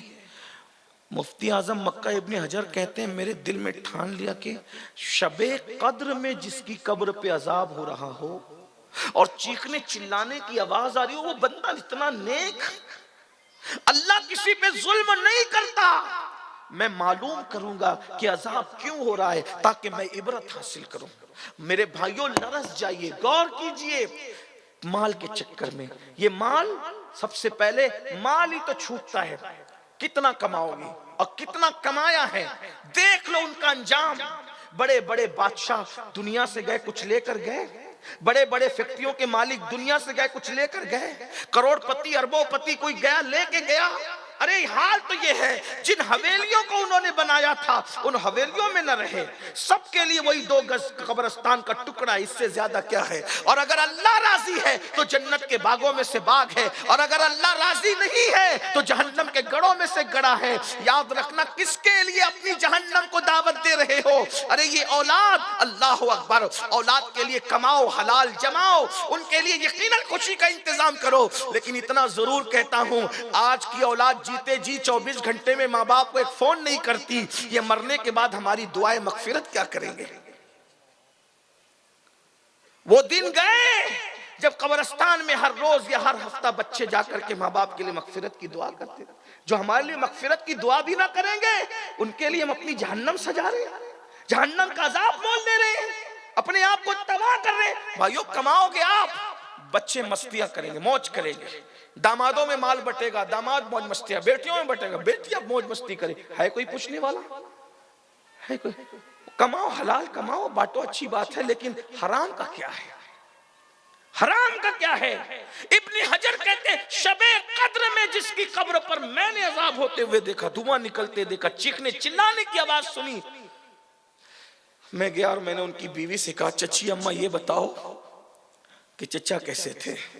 ابھی ان کی کہتے ہیں میری عمر چھوٹی تھی، میں بہت بڑا نہیں ہوا تھا، تو کہا کہ وہ تو بہت نیک تھے بیٹا، کبھی نماز نہیں فوت ہوئی، تہجد نہیں فوت ہوئی، بڑے پرہیزگار تھے، باتیں بھی کم کرتے تھے، اکثر ذکر اللہ کرتے تھے۔ کہا چچی اماں صحیح بتانا وہ گناہ کیا کرتے تھے؟ کہا بیٹا کوئی گناہ نہیں کرتے تھے، بس ایک چیز تھی، جوانی میں خوب کمایا، تجارت کی، حلال سے بہت محتاط اور متقی تھے، لیکن جب بڑھاپے میں تجارت کرنے کے قابل نہ رہ گئے تو چوری چپکے سے انہوں نے سود کا دھندا شروع کر دیا تھا تاکہ بیٹھے بیٹھے کما سکے۔ بیٹا یہی ان کی ایک غلط چیز تھی، اسی کی وجہ سے تو نے ان کو عذاب میں گرفتار دیکھا۔ شب قدر میں اتنا نیک کہلانے والا آدمی اگر سود کا دھندا کرے، شب قدر میں عذاب میں گرفتار ہو رہا ہے، شب قدر میں اس کی قبر پہ عذاب ہو رہا ہے۔ بھائیو، ہم تو نماز بھی نہیں پڑھتے، اگر پڑھتے تو ہمیں وضو بھی نہیں آتا، غسل بھی نہیں آتا، نماز پڑھنا سوچو تو صحیح ہمارا کیا حال ہوگا خدا کے لیے۔ بلکہ قرآن میں تو سور کو بھی حرام کہا اور سود کو بھی حرام کہا، لیکن سور کھانے سے زیادہ برا سود کھانا ہے، کیونکہ سور حرام ہے، مگر سور کھانے والے کے لیے اللہ نے جنگ کا اعلان نہیں کیا قرآن میں، مگر جو شخص سود کھاتا ہے اللہ نے اس کے لیے جنگ کا اعلان کیا ہے۔ اللہ کے رسول علیہ السلام فرماتے ہیں آج سے سود کل عدم قرار دیتا ہوں۔ پھر فرمایا جس کا قتل ایک دوسرے پہ باقی ہے وہ قتل بھی کل عدم قرار دیتا ہوں۔ سب سے پہلے میں اپنے خاندان کا خون معاف کرتا ہوں۔ ربیعہ ابن حارث ابن عبد المطلب، میں ربیعہ کا خون، ہمارے خاندان کا جو بچپنے میں جو وہ قبیلہ حزیل کے لوگوں نے اس کو قتل کر دیا تھا اور ان پر خون کا مطالبہ باقی تھا، میں نے وہ خون جو ہے وہ معاف کر دیا ہے۔ اور اس کے بعد آخری بات، آخری دو باتیں، پھر فرمایا جو تمہارے غلام اور جو تمہاری بیویاں ہیں، فرمایا ان کے بارے میں تم سے اللہ پوچھے گا۔ اب تو غلام نہیں رہ گئے تو بیویوں ہی پر کا ذکر کر دوں اینڈ کرتے ہوئے، بیویوں کے بارے میں تم سے پوچھے گا۔ غلاموں کا بھی تذکرہ کیا لیکن اب غلام ختم ہو گئے۔ فرمایا ان کا تم پر حق ہے، ان کا تم پر حق ہے۔ اور کیا حق ہے؟ کہ وہ اللہ کی کمزور مخلوق ہے، ان کے ساتھ حسن سلوک کرنا۔ اللہ ان کے بارے میں تم سے پوچھے گا، ان کے ساتھ حسن سلوک کرنا، ان کا حق ادا کرنا۔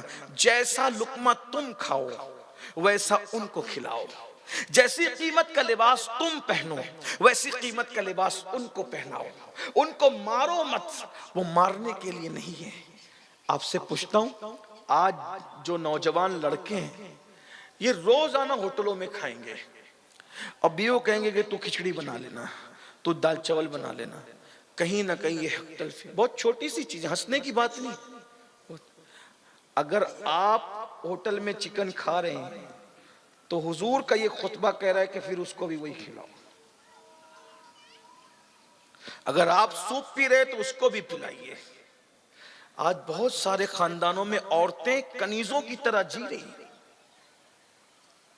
اور مسلمانوں میں جو طلاق کی شرح بڑھتی جا رہی ہے اس کی وجہ حق کا ادا نہ کرنا۔ رات کے 3-4 بجے تک دوستوں کے ساتھ گپ شپ کریں گے، اٹھ پٹانگ سی باتیں کریں گے، اور گھر میں آئیں گے تو موبائل میں لگے رہیں گے اور پیٹ کر کے سو جائیں گے۔ جبکہ اللہ کے رسول علیہ السلام نے بتایا اگر نفل پڑھنے سے بیوی کے حق ادائیگی کے اندر کمی واقع ہوتی ہے، حضور فرماتے وہ نفل چھوڑ دو۔ بلکہ ایک مقام پہ فرمایا بیوی کے ساتھ شوہر کا رات گزارنا اللہ اسے شب قدر کا ثواب عطا فرماتا ہے۔ اتنا قیمتی ہے ہمارے مذہب کے اندر، یہ بہت اہم ہے۔ آج ہم یہ باتیں سن رہے ہیں، لوگ ہم سے رابطہ کرتے ہیں، طلاق مانگ رہی، کیوں نہ مانگے گی؟ آپ وقت ہی نہیں دیتے، حالانکہ جو مانگ رہی ہے ہم اس کی تائید نہیں کرتے، لیکن حالات یہ بڑی معذرت کے ساتھ یہاں تک اب حالات پیدا ہو رہے ہیں، شادی شدہ عورتیں دوسروں کے چکر میں گمراہ ہوتی نظر آ رہی۔ وجہ کیا ہے؟ شوہر ٹائم نہیں دے رہا ہے، شوہر پیار نہیں دے رہا ہے، شوہر حق ادا نہیں کر رہا ہے، تو کیا ہوگا؟ شریف ہے گھٹ گھٹ کے مرے گی، خودکشی کرے گی، اور تھوڑی بے باک ہے تو کسی اور کی ہتھے چڑھ جائے گی۔ یہ صورتحال پیدا ہو رہی ہے۔ اگرچہ اس مجمع میں یا اس گاؤں میں ایسے لوگ نہیں ہیں، لیکن ہم پورے ہندوستان کو دیکھ رہے ہیں، دورہ کر رہے ہیں، جا رہے ہیں، روزانہ ہر نئے شہر میں نئے مسائل سے سامنا ہو رہا ہے۔ آج کل کے نوجوان کو چاہیے کہ بیوی کو وقت دیں۔ لوگ کہتے ہیں میں بہت مصروف ہوں، کیا اللہ کے رسول سے زیادہ تو مصروف ہے؟ اللہ کے رسول علیہ السلام نے اپنے وقت کو 3 حصوں میں تقسیم کیا تھا، اور ایک حصہ حضور علیہ السلام نے کروڑ مصروفیات کے بعد ایک مکمل حصہ اللہ کے رسول نے بیویوں کو عطا فرمایا تھا۔ اور جو وقت بیویوں کو دینے کا تھا وہ وقت حضور کسی کو نہیں دیتے تھے، اپنے وقت میں سے ٹائم کاٹ کر کے لوگوں کو دے دیتے، عبادت کے وقت میں سے ٹائم کاٹ کے لوگوں کو دے دیتے، بیویوں کا جو ٹائم تھا وہ انہی کو عطا فرمایا۔ اسی لیے حضور علیہ السلام کی ہر بیوی کہتی ہے حضور جیسا بے مثال کوئی نہیں. بلکہ ام المومنین سیدہ عائشہ صدیقہ سے پوچھا گیا کہ حضور کے اخلاق کیسے تھے تو کہتی ہے کانا خلقہ القرآن، ان کے اخلاق تو قرآن ہے. اللہ کے رسول علیہ السلام نے یہ بھی فرمایا تم میں سب سے بہترین وہ ہے جو اپنی بیوی کے ساتھ اچھا سلوک کرتا ہے. آج سیریلوں کو دیکھ کر کے آئیڈیل بنایا جا رہا ہے، فلموں کو دیکھ کر آئیڈیل. لوگ کہتے ارے یہ بیوی تو پیر کی جوتی ہے، جب چاہیں گے اتار کے پھینک دیں گے. ہمارے مذہب میں کوئی بیوی پیر کی جوتی نہیں ہے. ہمارے مذہب میں بیوی کا مطلب دل کے قریب کی پسلی سے وہ پیدا ہوئی ہے. اور یاد رکھنا اللہ کے رسول علیہ السلام نے فرمایا کہ لوگ پہاڑوں جیسی نیکیاں لے کے آئیں گے. فقی ابو اللہ سمرقندی لکھ رہے ہیں حدیث پاک لوگ پہاڑوں جیسی نیکی لے کر آئیں گے، صرف بیوی کو گالی دے کے دل دکھایا ہوگا اس لیے منہ کے بل گھسیٹ کر جہنم میں ڈالے جائیں گے. بیوی کو گالی دی ہوگی، گالی اور ماں بہن کی گالیاں دے کر کے مارنے پیٹنے والوں انجام کیا ہوگا ذرا سوچو. ایک دن مرنا ہے، اللہ کو منہ دکھانا ہے. خطبہ حجۃ الوداع کو بار بار پڑھو، بار بار دہراؤ، سوچو، غور کرو. اللہ اکبر. کیا فرمایا جا رہا ہے؟ جیسا تم کھاؤ ویسا ان کو کھلاؤ، جیسا تم پہنو ویسی قیمت کا ان کو پہناؤ. اور ایک دوسرے مقام پر فرمایا اگر وہ منہ چلائیں، ضدی پن کریں، اکڑ پن کریں، فرمایا ان کے ساتھ حسن سلوک کرو، کیونکہ اللہ نے ان کو ٹیڑھی پسلی سے پیدا کیا. بہت سارے مرد، عورتوں کو شے نہیں دے رہا ہوں لیکن آپ کو بتا رہا ہوں کہ بہت سارے مرد صرف عورتوں کے ستانے پر صبر کی بنیاد پر ولی بنے ہیں. اب بات آ گئی تو ایک بات میں آپ کو عرض کرتا ہوں. لوگ کہتے طلاق دے دو، بہت آسان ہے طلاق. چڑیا آپ کی زندگی سے کھیلنے والا جہنم میں جائے گا تو کسی عورت کی زندگی سے کھیلنے والا جہنم میں کیوں نہیں جائے گا؟ صرف داڑھی ٹوپی اور نماز سے جنت نہیں ملنے والی. نماز کی اہمیت اپنی جگہ، داڑھی کی اہمیت اپنی جگہ، ٹوپی کی اہمیت اپنی جگہ، لیکن اسلام نے حقوق العباد کا بھی درس دیا ہے. بلکہ حق اللہ اس کے بارے میں فرمایا جو اللہ کے حقوق میں کوتاہی کرے گا اللہ چاہے تو عذاب دے، چاہے تو معاف کر دے. لیکن جو بندوں کے حق میں کوتاہی کرے گا، جب تک بندہ معاف نہیں کرے گا اللہ بھی معاف نہیں کرے گا. اللہ بھی معاف نہیں کرے گا جب تک وہ بندہ معاف نہ کرے. بہت خوبصورت سی ایک بات یہاں یاد آ گئی، اللہ کرے آپ کے دل میں اتر جائے. بیوی کو مارتے ہیں لوگ، اپنے علاقے میں زیادہ مار پیٹ چلتی ہے اور ہاتھ کی مہندی بھی نہیں چھوٹتی اور طلاق کی بات ہونے لگتی. چھوٹی چھوٹی بات پہ لوگ طلاق دیں. یاد رکھیے گا جو بلی کو بھوکا رکھے وہ عبادت کے باوجود جہنم میں جائے. جو کتے کی ٹانگ توڑ دے پوری بستی اللہ جلا کر راکھ کر دے. آپ نے سنا ہوگا خواجہ بندہ نواز گیسو دراز اپنے ملفوظات میں کہتے ہیں کہ اللہ تعالیٰ نے ایک زمانے میں پیغمبر سے فرمایا، ایک پیغمبر سے میں یہ پوری بستی جلانے والا ہوں، 3 لوگوں کو بچانے کا میں نے فیصلہ کیا ہے. ایک تو یہاں ایک ولی رہتا ہے رات دن عبادت کرتا ہے وہ بچے گا. ایک نچنیا رہتی ہے ناچتی ہے گانا گاتی ہے وہ بچے گی، اور آپ پیغمبر ہیں آپ بچیں گے. لیکن وہ ولی اپنے گھر میں رہے گا تو نہیں بچے گا. اس ولی سے کہہ دو کہ وہ مسلح اٹھائے اور سیدھا جائے اس نچنیا کے گھر میں، فائشہ عورت کے گھر میں، وہاں جا کر کے رہے، کیونکہ میں سب جلا دینے والا ہوں. صرف وہ عورت کا گھر بچے گا باقی سب جل جائے گا. جا کے کہہ دو. پیغمبر نے کہا وہ واقعی اللہ والا تھا. اس نے کہا مجھے کیا بھائی، اللہ نے منع کیا تھا تو میں اس کے گھر نہیں جاتا تھا، اب اللہ ہی کہہ رہا ہے کہ اس رقاصہ کے گھر جا کر کے رک جاؤ 3 دن. مسلح کندھے پہ ڈالا چلا، اس کے گھر گیا، بہن ایک گھر کا کونا دے دے میں تیرے گھر میں 3 دن رکوں گا زیادہ نہیں.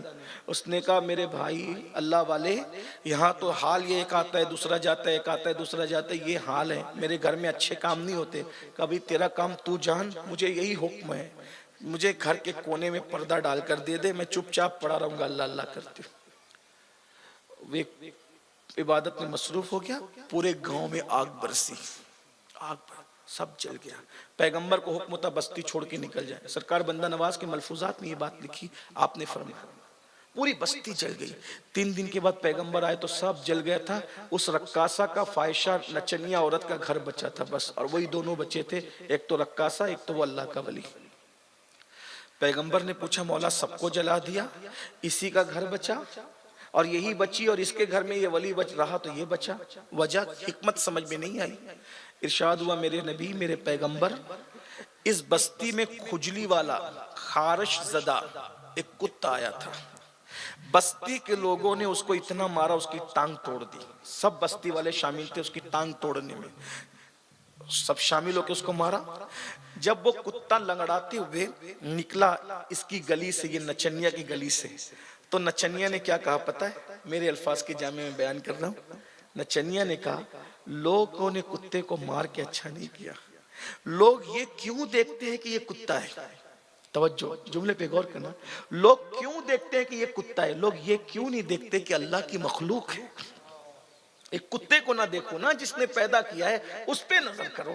اور پھر اس رقاصہ نے، اس نچنیا نے کیا کیا، اس لنگڑے کتے کو لنگڑاتے ہوئے، وہ کتا جو تھا اس کے پیر پہ پٹی باندھی، اس کا زخم اچھا کیا، تو اس کے خدمت، کتے کی خدمت کرنے اور کتے پہ رحم کرنے کی وجہ سے اس رقاصہ کو ہم نے معاف کر دیا، اس کے سارے گناہ معاف کر دیے، اور کتے پہ ظلم کرنے کی وجہ سے ہم نے پوری بستی کو جلا کر راکھ کر دیا۔ کتے پہ ظلم کیا، پوری بستی تباہ ہو گئی، پوری بستی برباد ہو گئی۔ مسلمانوں جوانوں کیا سمجھتے ہو؟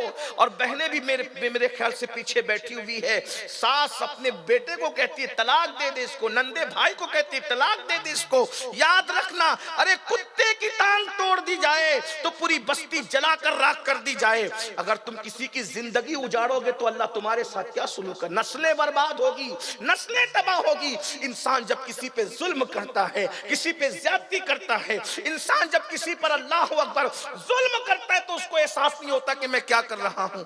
آج ساس بہو پہ ظلم کر رہی ہے، بہو ساس پہ ظلم، جہاں ساس کی چلتی وہ بہو پہ ظلم کری، جہاں بہو کی چلتی وہ ساس پہ ظلم کری۔ یاد رکھنا، مولا کائنات سیدنا علی مرتضیٰ کا قول ہے، اللہ کافر کو تو مہلت دیتا ہے مگر ظالم کو مہلت نہیں دیتا۔ کفر کرنے والوں کو تو ڈھیل مل جاتی ہے مگر ظلم کرنے والوں کو ڈھیل نہیں ملتی۔ آج گھر اجڑ رہے ہیں، گھر تباہ ہو رہے ہیں، گھر برباد ہو رہے ہیں۔ ظلم مت کرو، اللہ کو ظلم کرنے والے پسند نہیں ہے۔ لیکن مردوں کے لیے اگر بیوی ظلم کرتی، منہ چلاتی ہے، بات نہیں مانتی، سمجھاؤ، مار پیٹ مت کرو۔ ایک بہت بڑا نام ہے ولایت کی دنیا میں،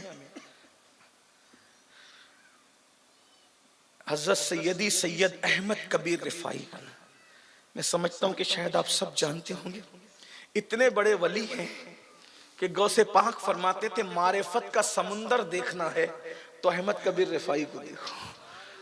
اور جب حضور علیہ السلام کی بارگاہ میں مدینہ منورہ پہنچے، کہا السلام علیکہ یا جدی، اے میرے نانا آپ پہ سلام ہو، تو جواب آیا وعلیکہ السلام یا ولدی، میرے بیٹے تجھ پہ بھی سلام۔ کہا نانا اسے آواز کا معاملہ صرف نہ ہو، میں تو چاہتا ہوں کہ آپ سے مصافحہ کروں۔ تو حضور علیہ السلام نے قبر انور سے حضرت احمد کبیر رفاعی کے لیے اپنے ہاتھ باہر نکالے اور آپ نے مصافحہ کیا۔ غور فرمائیے، وہ ہستی ہے، ان کے ایک مرید تھے، انہوں نے خواب دیکھا کہ ہمارے پیر و مرشد سید احمد کبیر رفاعی مقام صدیقیت پر فائز ہو گئے۔ یہ مقام صدیقیت کیا ہے؟ ولایت میں اس سے بڑا کوئی مقام اب نہیں ہے۔ صدیقیت، صدیقیت، نبوت کے بعد سب سے بڑا مرتبہ کون سا ہے؟ صدیقیت۔ قرآن کہتے ہیں انعم اللہ علیہم من النبیین والصدیقین، نبوت کے بعد صدیقیت ہے۔ اسی لیے ہم اہل سنت انبیاء کے بعد سب سے افضل جس کو مانتے ہیں وہ صدیق ہے۔ مرتبہ حضرت صدیق کا یہ ہے سید، ہر فضیلت کے وہ جامع ہیں نبوت کے سوا۔ سیدنا صدیق اکبر رضی اللہ تعالیٰ صحابہ کے امام ہیں۔ بہرحال تو سیدی احمد کبیر رفاعی کے مرید نے دیکھا کہ میرے پیر و مرشد مقام صدیقیت پہ فائز۔ صدیقیت، ہمت نہیں ہوئی مرشد سے خواب بیان کرنے کی، کہ لوگ بہت ادب کرتے ہیں، بہت ادب کرتے تھے پیروں کا اس دور میں، خواب بیان کرنے کی ہمت نہیں ہوئی۔ ابھی تو مریدوں کو دیکھتا وہ پیر صاحب کے ساتھ مذاق کرتے ہیں، کیسا دور آ گیا ہے، پیر مرید مذاق کر رہے ہیں۔ حضرت امیر خسرو جیسے لوگ اگر محبوب الہی کبھی آنکھ پھیر لے تو یہ نہیں کہہ سکتے تھے کہ آنکھ کیوں پھیری گئی، یہ حال تھا۔ حضرت سید برہان الدین اولیاء ایک کیس خواجہ رحمت اللہ علیہ، ایک بار قریب نواز ناراض ہو گئے، حضرت محبوب الہی ناراض ہو گئے تو وہ اپنے گھر نہیں گئے، روتے کھڑے رہے، لیکن ہمت نہیں ہوئی یہ کہنے کی کہ مرشد ناراض کیوں۔ حال تھا، بہت ادب تھا. میں سوچتا ہوں یا اللہ جو پیروں کا اتنا ادب کرتے ہوں گے وہ رسول اللہ کا کتنا ادب کرتے ہوں گے. لیکن بہرحال اب تو حالات ہی ویسے رہے. وہ اقبال نے شعر کہا تھا، بہت اچھا شعر تھا، اس سے شاید آپ کو کچھ سمجھ آ جائے کہ ایسا کیوں ہوتا ہے. تو اقبال کہتے ہیں کہ نہ تو عشق میں رہی گرمیاں، نہ تو حسن میں رہی شوخیاں. نہ تو عشق میں رہی گرمیاں، نہ تو حسن میں رہی شوخیاں. نہ تو غزنوی میں تڑپ رہی، نہ تو خم ہے زلف ایاز میں. نہ غزنوی ویسا ہے نہ ایاز ایسا ہے. اس لیے اللہ اللہ خیر صلی اللہ، کیا کہہ سکتے اس کے علاوہ اور کیا بات کہہ سکتے. اللہ اکبر. مرید کی ہمت نہیں ہے پیر کو خواب بیان کرے، نہیں بیان کیا، بات آئی گئی ہو گئی. لیکن سوچا تھا میرا پیر خواب میں نے دیکھا صدیقیت پہ فائز ہے، مقام میں صدیقیت. ایک دن مرشد سے ملنے آئے خانقاہ میں تو کیا دیکھا، ایک عورت حضرت کو مار رہی ہے، حضرت کو پیر صاحب کو سیدی احمد کبیر رفاعی کو مار رہی ہے. اور حضرت چپ چاپ سر جھکائے کھڑے ہوئے. اس نے اتنا مارا کہ مرشد کو خونہ خون لہو لہان کر دیا. پھر وہ چلی گئی.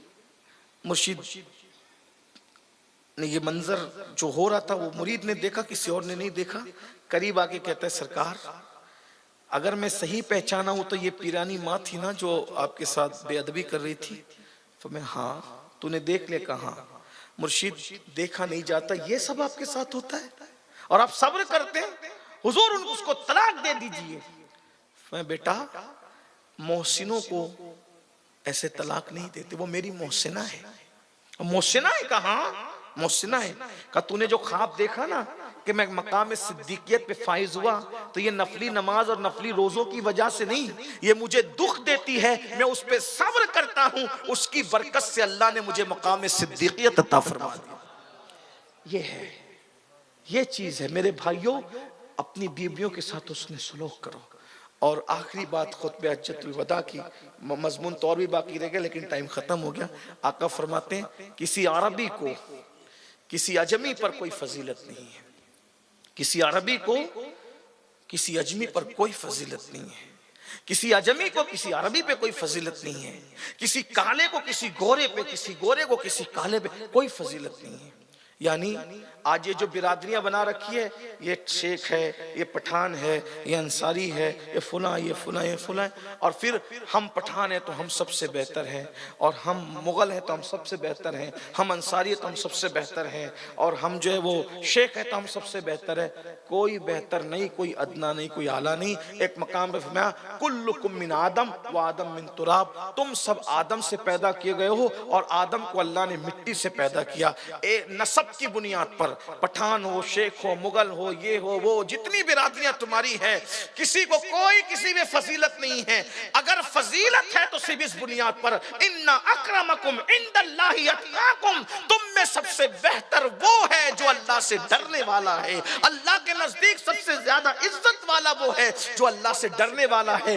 اسی لیے تو سیدنا عمر ابن خطاب جیسا گورا اور خوبصورت انسان حضرت بلال جیسے کو پکارتا تو کہتا یا سیدنا بلال، اے بلال تو میرا بھی سردار ہے، اس لیے کہ تیرے دل میں مصطفیٰ جان رحمت کا عشق موجود ہے.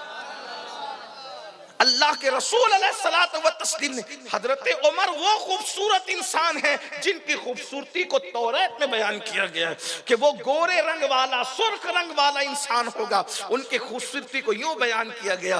آقا علیہ السلام نے مٹا دیا، لیکن آج وہی جہالت کی رسمیں ہم لا رہے ہیں. بھائیو حالت یہ ہو گئی ہے کہ اگر پٹھان کی بیٹی گھر میں بیٹھی ہوئی ہے اور اگر کوئی دوسری برادری سے رشتہ آ رہا ہے، پٹھان نہیں دے رہا ہے. اسی طرح شیخ کی بیٹی بیٹھی ہوئی ہے، رشتہ نہیں دے رہا ہے. ہماری برادری میں فلاں کو رشتہ نہیں دیتے اور فلاں کو نہیں دیتے اور فلاں کو نہیں. بعض جگہ کیا ہو رہا ہے، پھر 35 سال کی بیٹیاں ہو رہی ہے. انجام پھر سب ایسے نہیں ہے، لیکن پھر انجام کیا ہو رہا ہے، پھر وہ خود سے شوہر چن کر کے باپ کو خبر بھی نہیں ہوتی اور بیٹی شادی کر لیتی. یہ حالات ہیں. برادریاں مت دیکھو، برادریاں، ہماری برادری ایک ہے بس، اور اس سے بڑا ہمارے لیے کوئی تمغہ نہیں ہے، امتیاز. ہم کیا ہیں؟ ہم حضور کے غلام ہیں. اس سے بڑا ہمارا کوئی، میں تو کہتا ہوں اس سے بڑا کوئی لقب بھی نہیں ہے. حضور کی غلامی اور حضور سے عشق سے بڑا کوئی لقب نہیں ہے. بات کو اینڈ کرتے ہوئے کہوں، بات آ گئی سیدنا بلال پاک کی، تو مجھے ان کی زندگی کا ایک واقعہ یاد آ گیا. بلال کو ایک انفرادی حیثیت حاصل تھی صحابہ میں. حضرت بلال کے بارے میں آپ جانتے ہیں، رنگ آپ کا بہت گورا نہیں تھا. چونکہ صحابیت کا شرف ہے اس لیے یہ بھی نہیں کہوں گا جیسا کہ لوگ کہہ دیتے ہیں کہ کالا رنگ تھا، میں نہیں کہوں گا. لیکن آپ اگر سمجھ گئے تو میں اتنا ضرور کہوں گا کہ ان کا رنگ بہت گورا نہیں تھا. ناک چھوٹی سی تھی، ہونٹ موٹے موٹے تھے، بڑے بڑے دانت تھے. لیکن بلال کی شان یہ تھی، میرے آقا علیہ السلام پر چوتھے یا پانچویں نمبر پر آپ ایمان لائے تھے. یعنی بلال ایمان لانے والوں میں سابقون الاولون میں تھے. اور حضور علیہ السلام اتنا پیار کرتے تھے حضرت بلال سے کہ حضور کی زبان پہ جتنا نام بلال کا آتا تھا، بلال بلال بلال بلال، ہائے ہائے ہائے، بلال بکریوں کو چارہ ڈال دو، بلال اونٹنیوں کی خدمت کرو، بلال یہ لے آؤ، بلال وہ لے آؤ. حتیٰ کہ جب اذان کا حکم آیا تو اللہ کے رسول علیہ السلام نے اذان کے لیے جس کو مقرر کیا وہ ہستی بھی سیدنا بلال کی ہستی تھی. بلکہ بلال حبشی کے متعلق کچھ شکایتیں بھی کسی نے کرنے کی کوشش کی، حضور علیہ السلام نے قبول نہ فرمایا. لیکن بلال بھی ایسا عاشق تھا. اللہ اکبر، حضور اکرم صلی اللہ علیہ وآلہ وسلم کے ساتھ وفا کا حق ادا کیا. اگر آپ سننا چاہتے ہیں تو مجھے سرکار بلال حبشی کی وہ بات یاد آئی، عربی اور عجمی کی، تو مجھے یاد آئی جب مکہ فتح ہوا تو اللہ کے رسول علیہ السلام نے بلال حبشی کو کعبے کی چھت پہ کھڑا کیا. بلال غلام تھے، مکے کی زمین پہ کھینچے جاتے تھے، چابک مارا جاتا تھا. جب مکہ فتح ہوا تو حضرت بلال سوچ رہے تھے دل میں، آج مکہ فتح ہو گیا ہے، مکے کے اعلیٰ نسب لوگوں کو بڑی عزت دی جا رہی ہے تالیف قلبی کے لیے تاکہ ان کے دل خوش ہوں اور یہ ایمان کی طرف آئیں.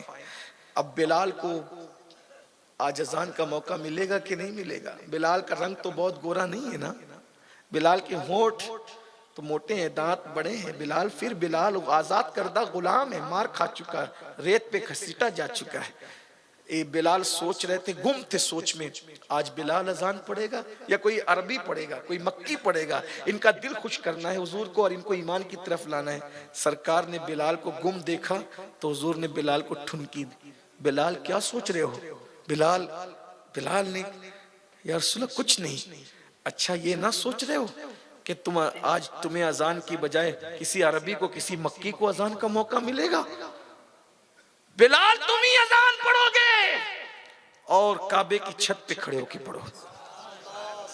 دیکھا عربی نیچے کھڑے ہیں، حبشی کعبے کی چھت پر ہے.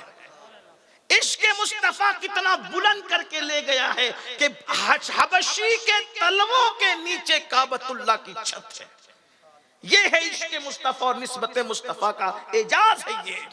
لیکن بلال بھی بلال تھے. بلال نے اس کی آقا جنگ میں، امن میں، مسجد میں، مقام پر، جنگل میں، صحرا میں جب بھی اذان پڑی حکم تھا قبلے کی طرف رخ کرنا. اب قبلہ تو میرے قدموں کے نیچے ہے، رخ کدھر کروں؟ حضور نے وہاں عشق کا امتحان لیا، فرمایا جدھر تیرا دل چاہے ادھر رخ کر لے جا.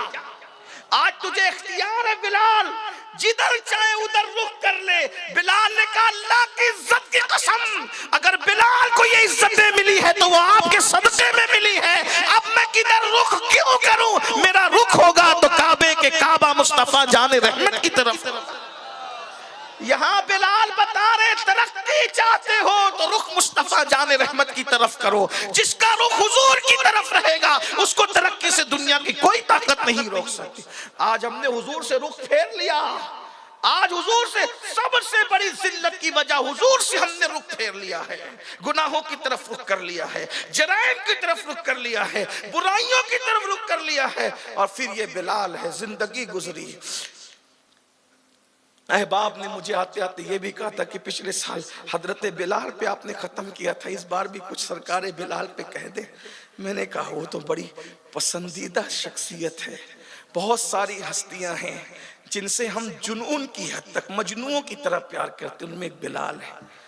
میں جب حضرت بلال کے مزار پہ گیا تو بہت سارے صحابہ کے مزار تھے. میں پہلے گھس گیا حضرت بلال کے مزار کے اندر اور گیا. پورا قافلہ ادھر ادھر سب جگہ فاتحہ پڑھ رہا تھا. حضرت بلال کے پاس بیٹھے بیٹھے اتنا وقت تو گزرا کہ ٹور والا کا حضرت سب جگہ کی سب کی فاتحہ ہو گئی, اب آپ بیچ بس میں چلیے. میں نے کہا ابھی تو ساری جگہ کی فاتحہ میری باقی ہے, سارا وقت یہیں گزر گیا. کہا حضرت وہ آپ بعد میں آ کے کر لیجئے گا, پورا قافلہ آپ کی وجہ سے ورنہ پریشان ہوگا. ہم نے کہا فاتحہ تو نفل ہے لیکن لوگوں کو پریشان کرنا یہ حرام ہے. پھر ٹھیک کوئی بات نہیں, ایک نفل کے لیے ہم حرام کام نہیں کریں گے چلو. لیکن حضرت بلال کے علاوہ پھر میں کہیں نہیں جا سکا. بڑے بڑے لوگ وہاں سب آرام فرماتے, بلال میں اتنا گم ہو گئے کہ اس لیے کہ وہ بلال میرے آقا علیہ السلام شب معراج سے جب واپس لوٹے تو کہا بلال کیا بات ہے. حضور کہیں بلال کیا بات ہے, جب میں جنت کی سیر کر رہا تھا تو میں نے اپنے آگے آگے جنت میں تیرے قدموں کی آہٹ سنی ہے, اپنے آگے آگے جنت میں تیرے قدموں کی آہٹ سنی ہے. یہ بھی تو دیکھو, ارے قدموں کی آہٹ یہ کس کی ہے؟ ماں پہچانتی ہے, باپ پہچانتا ہے, بھائی پہچانتا ہے, بیوی پہچانتی ہے؟ نہیں, میرے نبی ہم سے پیار کتنا کرتے ہیں کہ بلال کے قدموں کی آہٹ کو بھی پہچانتے ہیں. بلال نے بہت خدمت کی. سرکار بلال سید فاروق اعظم کے سیدنا بلال, اور فاروق اعظم ایک جملہ اور کہتے تھے بلال تو وہ ہے کہ ہمارے سردار نے تجھے خرید کر آزاد کیا تو تو بھی ہمارا سردار ہے. سرکار بلال جب حضور حیات تھے بڑی خدمت کی. جب حضور کا وصال ہو گیا ایک ہی کام تھا, بلال روتے تھے, بہت روتے تھے. حضرت بلال نے حضور کے بعد بہت آنسو بہائے, بلکہ مکے مدینے کی گلیوں میں پھرتے تھے, مدینہ منورہ کی گلیوں میں تو لوگوں کو کہتے تھے حضور کہاں ہے, تم نے حضور کو دیکھا ہے؟ لوگ رو پڑتے, بلال اب مت رلایا کرو لوگوں کو, جب تم پوچھتے ہو نا حضور کو تم نے دیکھا ہے تو ہمارے غم تازہ ہو جاتے ہیں. بلال مدینے کی گلیوں میں پوچھتے بتاؤ نا بلال حضور کہاں ہے, حضور کہاں ہے. جب حضور علیہ الصلوۃ والتسلیم کو نہ پاتے تو بہت روتے. بلال حبشی نے فیصلہ کیا جس گلیوں میں میرے آقا اب نظر نہیں آتے اب میں ان گلیوں میں نہیں رہوں گا, اور سرکار بلال حبشی نے مدینہ منورہ چھوڑنے کا فیصلہ کر لیا. سیدنا بلال حبشی مدینہ چھوڑ کر ملک شام چلے گئے, اور ایک جو کمرہ تھا چھوٹا سا کمرہ اسی میں رہتے تھے. رات دن رونا رونا رونا, نہ کسی سے ملنا نہ باتیں کرنا, بس رونا رونا رونا, روتے ہی رہتے تھے. اور کہتے تھے حضور نہیں دکھتے, حضور نہیں دکھتے, حضور نہیں ملتے, حضور آپ کہاں گئے. ایک دھن تھی, ایک کیفیت تھی. ایک دن روتے روتے آنکھ لگ گئی تو خواب میں کیا دیکھا, حضور تشریف لائے, اور حضور کہتے بلال کیا بات ہے, کیا تم ناراض ہو. بلال خواب ہی میں حضور کو لپٹ گئے, رونے لگے. حضور کوئی کیسے ناراض ہو سکتا ہے کسی سے, کیا بات ہے, تم نے ملنا چھوڑ دیا, تم ہم سے ملاقات کے لیے نہیں آتے. بلال تم شام میں رہنے لگے, تم مدینے نہیں آتے. بلال مدینے آؤ, ہم سے ملاقات کرو. بس جیسے ہی کہا اور خواب میں رو رہے ہیں, خواب میں بھی رو رہے ہیں, اور حضور نے ان کو بلایا, حضور علیہ السلام نے دعوت دی. تو بلال جب چیخ مار کے روتے ہیں آنکھ کھلتی ہے. بلال اب بھی رو رہے تھے, پورا گھر خوشبو سے معطر تھا. جیسے ہی خیال آیا حضور نے بلایا ہے بلال چلو مدینے چلتے ہیں. اب میں اپنے الفاظ کے جامع میں عرض کروں کہ بلال حبشی اونٹنی پر بیٹھے اور اکیلے ہی سوئے مدینہ چل دیے. اب بلال مدینہ منورہ جا رہے ہیں, آقا سے ملنا ہے. ایک خیال ہے حضور نے بلایا, حضور نے بلایا, حضور نے بلایا, حضور نے بلایا, چلو چلو. اور جب جاتے ہوں گے ایسا لگتا ہے خیالات آتے ہوں گے, بلال کبھی حضور کی اونٹنی کے آگے, بلال کبھی حضور کی اونٹنی کے پیچھے. کبھی ایسا بھی ہوا بلال کو بھوک لگی ہے, حضور نے اپنا لقمہ اٹھا کر بلال کے منہ میں ڈالا. بلال سے پیار اتنا تھا. کبھی کبھی بلال مدینہ منورہ کی گلیوں میں اکیلے چلتے تھے پیدل, اور حضور سواری پر جاتے تھے تو بلال کو پیدل چلتا دیکھ کے کہتے تھے بلال میرے پیچھے میری سواری پہ بیٹھ جاؤ. تو بلال جب حضور کی سواری پہ بیٹھتے تھے تو اپنا سینہ حضور کی پیٹھ سے لگا دیا کرتے تھے, اور کہتے تھے وہ ٹھنڈک ملتی تھی حضور کی پیٹھ سے کہ آج تک اس کی ٹھنڈک ہم محسوس کرتے ہیں. آج بلال اکیلے جا رہے تھے لیکن بلال کے ساتھ وہ یادیں تھیں, وہ یادیں.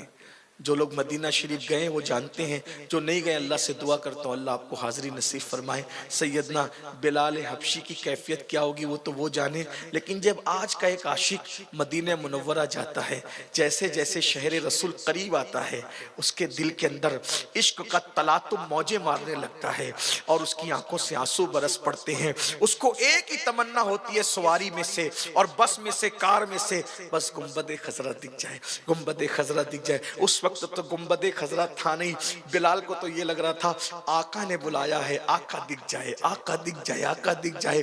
اور جیسے جیسے مدینہ شریف قریب آتا تھا، بلال کی آنکھوں کی آنسوؤں کی جھڑیاں بڑھتی جاتی تھی۔ پچھلے زمانے میں، ماضی میں بلال ڈوبے جا رہے تھے، ڈوبے جا رہے تھے۔ بالآخر یہ ہوا کہ مدینہ منورہ کی پر نور اور معطر فضاؤں میں بلال داخل ہو گئے۔ مسجد نبوی شریف کی دروازے پر اونٹنی بٹھائی اور جو دکھا بڑی سادگی سے پوچھا حضور کہاں ہے؟ جو دکھتا تھا رو پڑتا تھا۔ بلال آگئے ملک شام سے، کوئی بات نہیں، حضور کہاں ہے؟ رو پڑتا تھا، حضور کہاں ہے؟ پورے مدینہ منورہ میں چرچا ہو رہا ہے، بلال آ گئے، بلال آ گئے، بلال آ گئے۔ اور لوگ کہنے لگے چلو جس عاشق پہ حضور کو ناز تھا اس کی چل کے زیارت تو کر لیں، بلال کی زیارت تو کر لیں۔ پوری مسجد نبی بھر گئی بلال حبشی کی آمد پر۔ بلال کو جو دکھتا ہے حضور کہاں ہے، وہ رو پڑا، حضور کہاں ہے، سب رو رہے ہیں۔ بالآخر اذان کا وقت آیا تو بلال حبشی سے لوگوں نے کہا بلال اذان کا وقت آیا، حضور کے وصال کے بعد تم نے اذان نہیں دی، اذان دینا تم نے چھوڑ دی، آج اذان پڑھو گے تم؟ بلال نے کہا نہیں، میں نہیں پڑھ سکوں گا اذان، کیونکہ جب میں اذان پڑھتا تھا اور اشہد ان محمد رسول اللہ پہ پہنچتا تھا تو حضور مجھے نظر آتے تھے، حضور کا چہرہ دیکھتا تھا۔ اب میں اذان پڑھوں گا اور وہ نہیں دکھیں گے، میں نہیں پڑھ سکوں گا، مجھے اذان دینے کا حکم نہ دو۔ لوگوں نے کہا امیر المومنین کو کہو، امیر المومنین اذان کا حکم دیں گے، یہ مانیں گے۔ امیر المومنین نے کہا بلال جو اذان آقا کو سناتے تھے ایک بار وہ اذان سنا دو۔ بلال نے لپٹ کر کہا امیر المومنین کیا مجھے جو خرید کے آزاد کیا تھا آج اس کی قیمت مانگی جا رہی ہے؟ کیا اس کا صلہ مانگا جا رہا ہے؟ اسی دن کے لیے کیا مجھے خرید کے آزاد کیا گیا تھا؟ امیر المومنین نے پیشانی پہ بوسہ لے کے کہا نہیں بلال، تمہیں تو آزاد اللہ کے لیے کیا گیا تھا، کوئی قیمت نہیں مانگی جا رہی ہے، جس نے آزاد کیا تھا اس کو تو صلہ مل گیا۔ بلال نے کہا میں اذان نہ پڑھ سکوں گا، میرے اندر ہمت نہیں ہے، وہ چہرہ لاؤ نا جس کو دیکھ کے اذان پڑھوں، میں نہیں پڑھ سکوں گا۔ باتیں ہونے لگی، لوگ رو پڑے۔ ایسے میں کسی نے کہا ایک کام کرو، ابھی بلال اذان پڑھیں گے، بلال کی کیفیت ہمیں پتہ ہے، جاؤ حجرہ سیدہ میں اور حسنین کریمین کو بلا کر کے لاؤ، جب نبی کے نواسے حکم دیں گے تو بلال انکار نہیں کریں گے۔ دونوں شہزادوں کو گود میں اٹھایا، کانوں میں سکھایا، بلال جیسی نظر آئے تو بلال سے کہنا اذان دو، وہ سب کا انکار کر سکتے ہیں، شہزادوں کا انکار نہیں کریں گے۔ حسنین کریمین ننھے ننھے بچے تھے شہزادے، دوڑتے آئے، ایک نے بلال کا ایک ہاتھ پکڑا، دوسرے نے بلال کا دوسرا ہاتھ پکڑا، کہا چچا بلال نانا کو جو اذان سناتے تھے وہ اذان ہمیں بھی سناؤ نا بلال۔ بلال نے دونوں کو چوما اور کہا اگر میں ان کانوں سے یہ آواز نہ سنتا کہ جس نے میرے بیٹوں کا دل دکھایا اس نے میرا دل دکھایا تو میں کبھی بھی اذان نہ پڑھتا۔ نواسوں کا حکم ہے، شہزادوں میرے آقا زادوں تمہارا حکم ہے، بلال اذان پڑھے گا۔ اور اس کے بعد بلال حبشی اس چبوترے پہ کھڑے ہوئے، اللہ اکبر، جس کا نشان آج بھی مسجد نبوی میں موجود ہے۔ جب بلال نے کہا اللہ اکبر اللہ اکبر، عارف رومی مولانا جلال الدین رومی لکھتے ہیں کہ جب بلال نے اذان کی آواز بلند کی تو مدینہ منورہ کی پردہ دار خواتین بھی مسجد نبوی میں بے تاب ہو کر کے حاضر ہو گئی۔ ننھے ننھے ننھے بچے رو رہے تھے۔ بلال کی اذان سن کر عارف رومی کہتے ہیں، جس کا مفہوم اپنی الفاظ کے جامع میں ادا کر رہا ہوں، کہ حضور کے وصال کے دن جو رونے کا عالم تھا وہی کیفیت بلال کی اذان پر تھی، چیخیں نکل رہی تھی۔ وجہ ننھے بننے بچے اپنے ماں باپ سے کہتے، امی مؤذن تو آ گیا، کیا آج امامت کے لیے امام الانبیاء بھی تشریف لائیں گے؟ کیا آج اللہ کے رسول کی بھی آمد ہوگی؟ حضور بھی آئیں گے؟ اور جب یہ بات ہوتی تو لوگوں کی چیخ نکلتی، لوگ رو پڑتے۔ اور ایسے میں جب بلال نے اشہد ان لا الہ الا اللہ کہا اور پھر اس کے بعد اشہد ان محمد رسول اللہ سیدنا بلال نے کہا، تو بلال حبشی کی عادت کے مطابق اشہد ان محمد رسول اللہ پر بلال نے اس جگہ کو دیکھا جس جگہ پر میرے آقا بیٹھا کرتے تھے، آج وہ جگہ خالی تھی۔ بلال نے خالی جگہ دیکھی اور اشہد ان محمد رسول اللہ ادا کرنے کے بعد جب جگہ خالی دیکھی، چیخ مار کے زمین پہ گر پڑے، بے ہوش ہو گئے، اذان پوری نہ ہو سکی۔ بلال نے وصال رسول کے بعد اذان کبھی پوری نہ کر سکے، زمین پہ آ گئے، بے ہوش ہو گئے۔ اور اس کے بعد جب ہوش آیا کسی سے کوئی بات نہ کی، اور بلال پھر اسی اونٹنی پر ملک شام روانہ۔ حضور آپ نہیں دکھتے، میں کیا کروں یہاں رہ کر؟ اور اس کے بعد سرکار بلال ملک شام گئے، اور پھر چند دن گزارنے کے بعد بلال حبشی دنیا سے کوچ کر گئے۔ آج بھی ان کا مزار ملک شام میں موجود ہے۔ یہ تھا اللہ کے رسول علیہ السلام کا انداز۔ آقا نے ایک حبشی کو عربیوں پر اتنا بلند کر دیا، کسی کالے کو کسی گورے پر، کسی گورے کو کسی کالے پر، کوئی فضیلت نہیں الا یہ کہ وہ متقی ہو، وہ عاشق ہو۔ اللہ تعالی ہم سب کو عمل کی توفیق بخشے۔ گفتگو کے درمیان کوئی غلطی ہو تو اللہ تعالی معاف کر دے۔ استغفر اللہ ربی ان ربی لغفور الرحیم۔ بیٹھ جائیں 1 منٹ تھوڑا سا اور۔ 12 جنوری کو انشاءاللہ ممرہ کی سرزمین پر سنی دعوت اسلامی کا ایک روزہ عظیم الشان سنی اجتماع ہے۔ ممبئی آپ کے قریب ہے، ممرہ تو اور بھی قریب ہے، تو آپ حضرات ممرہ کے اجتماع میں شرکت کریں، جس میں انشاءاللہ حضور امیر سنی دعوت اسلامی بھی ہوں گے، اور سنی دعوت اسلامی کے علماء، خطبہ، مقررین سبھی اس میں ہیں انشاءاللہ، اور فقیر قادری بھی انشاءاللہ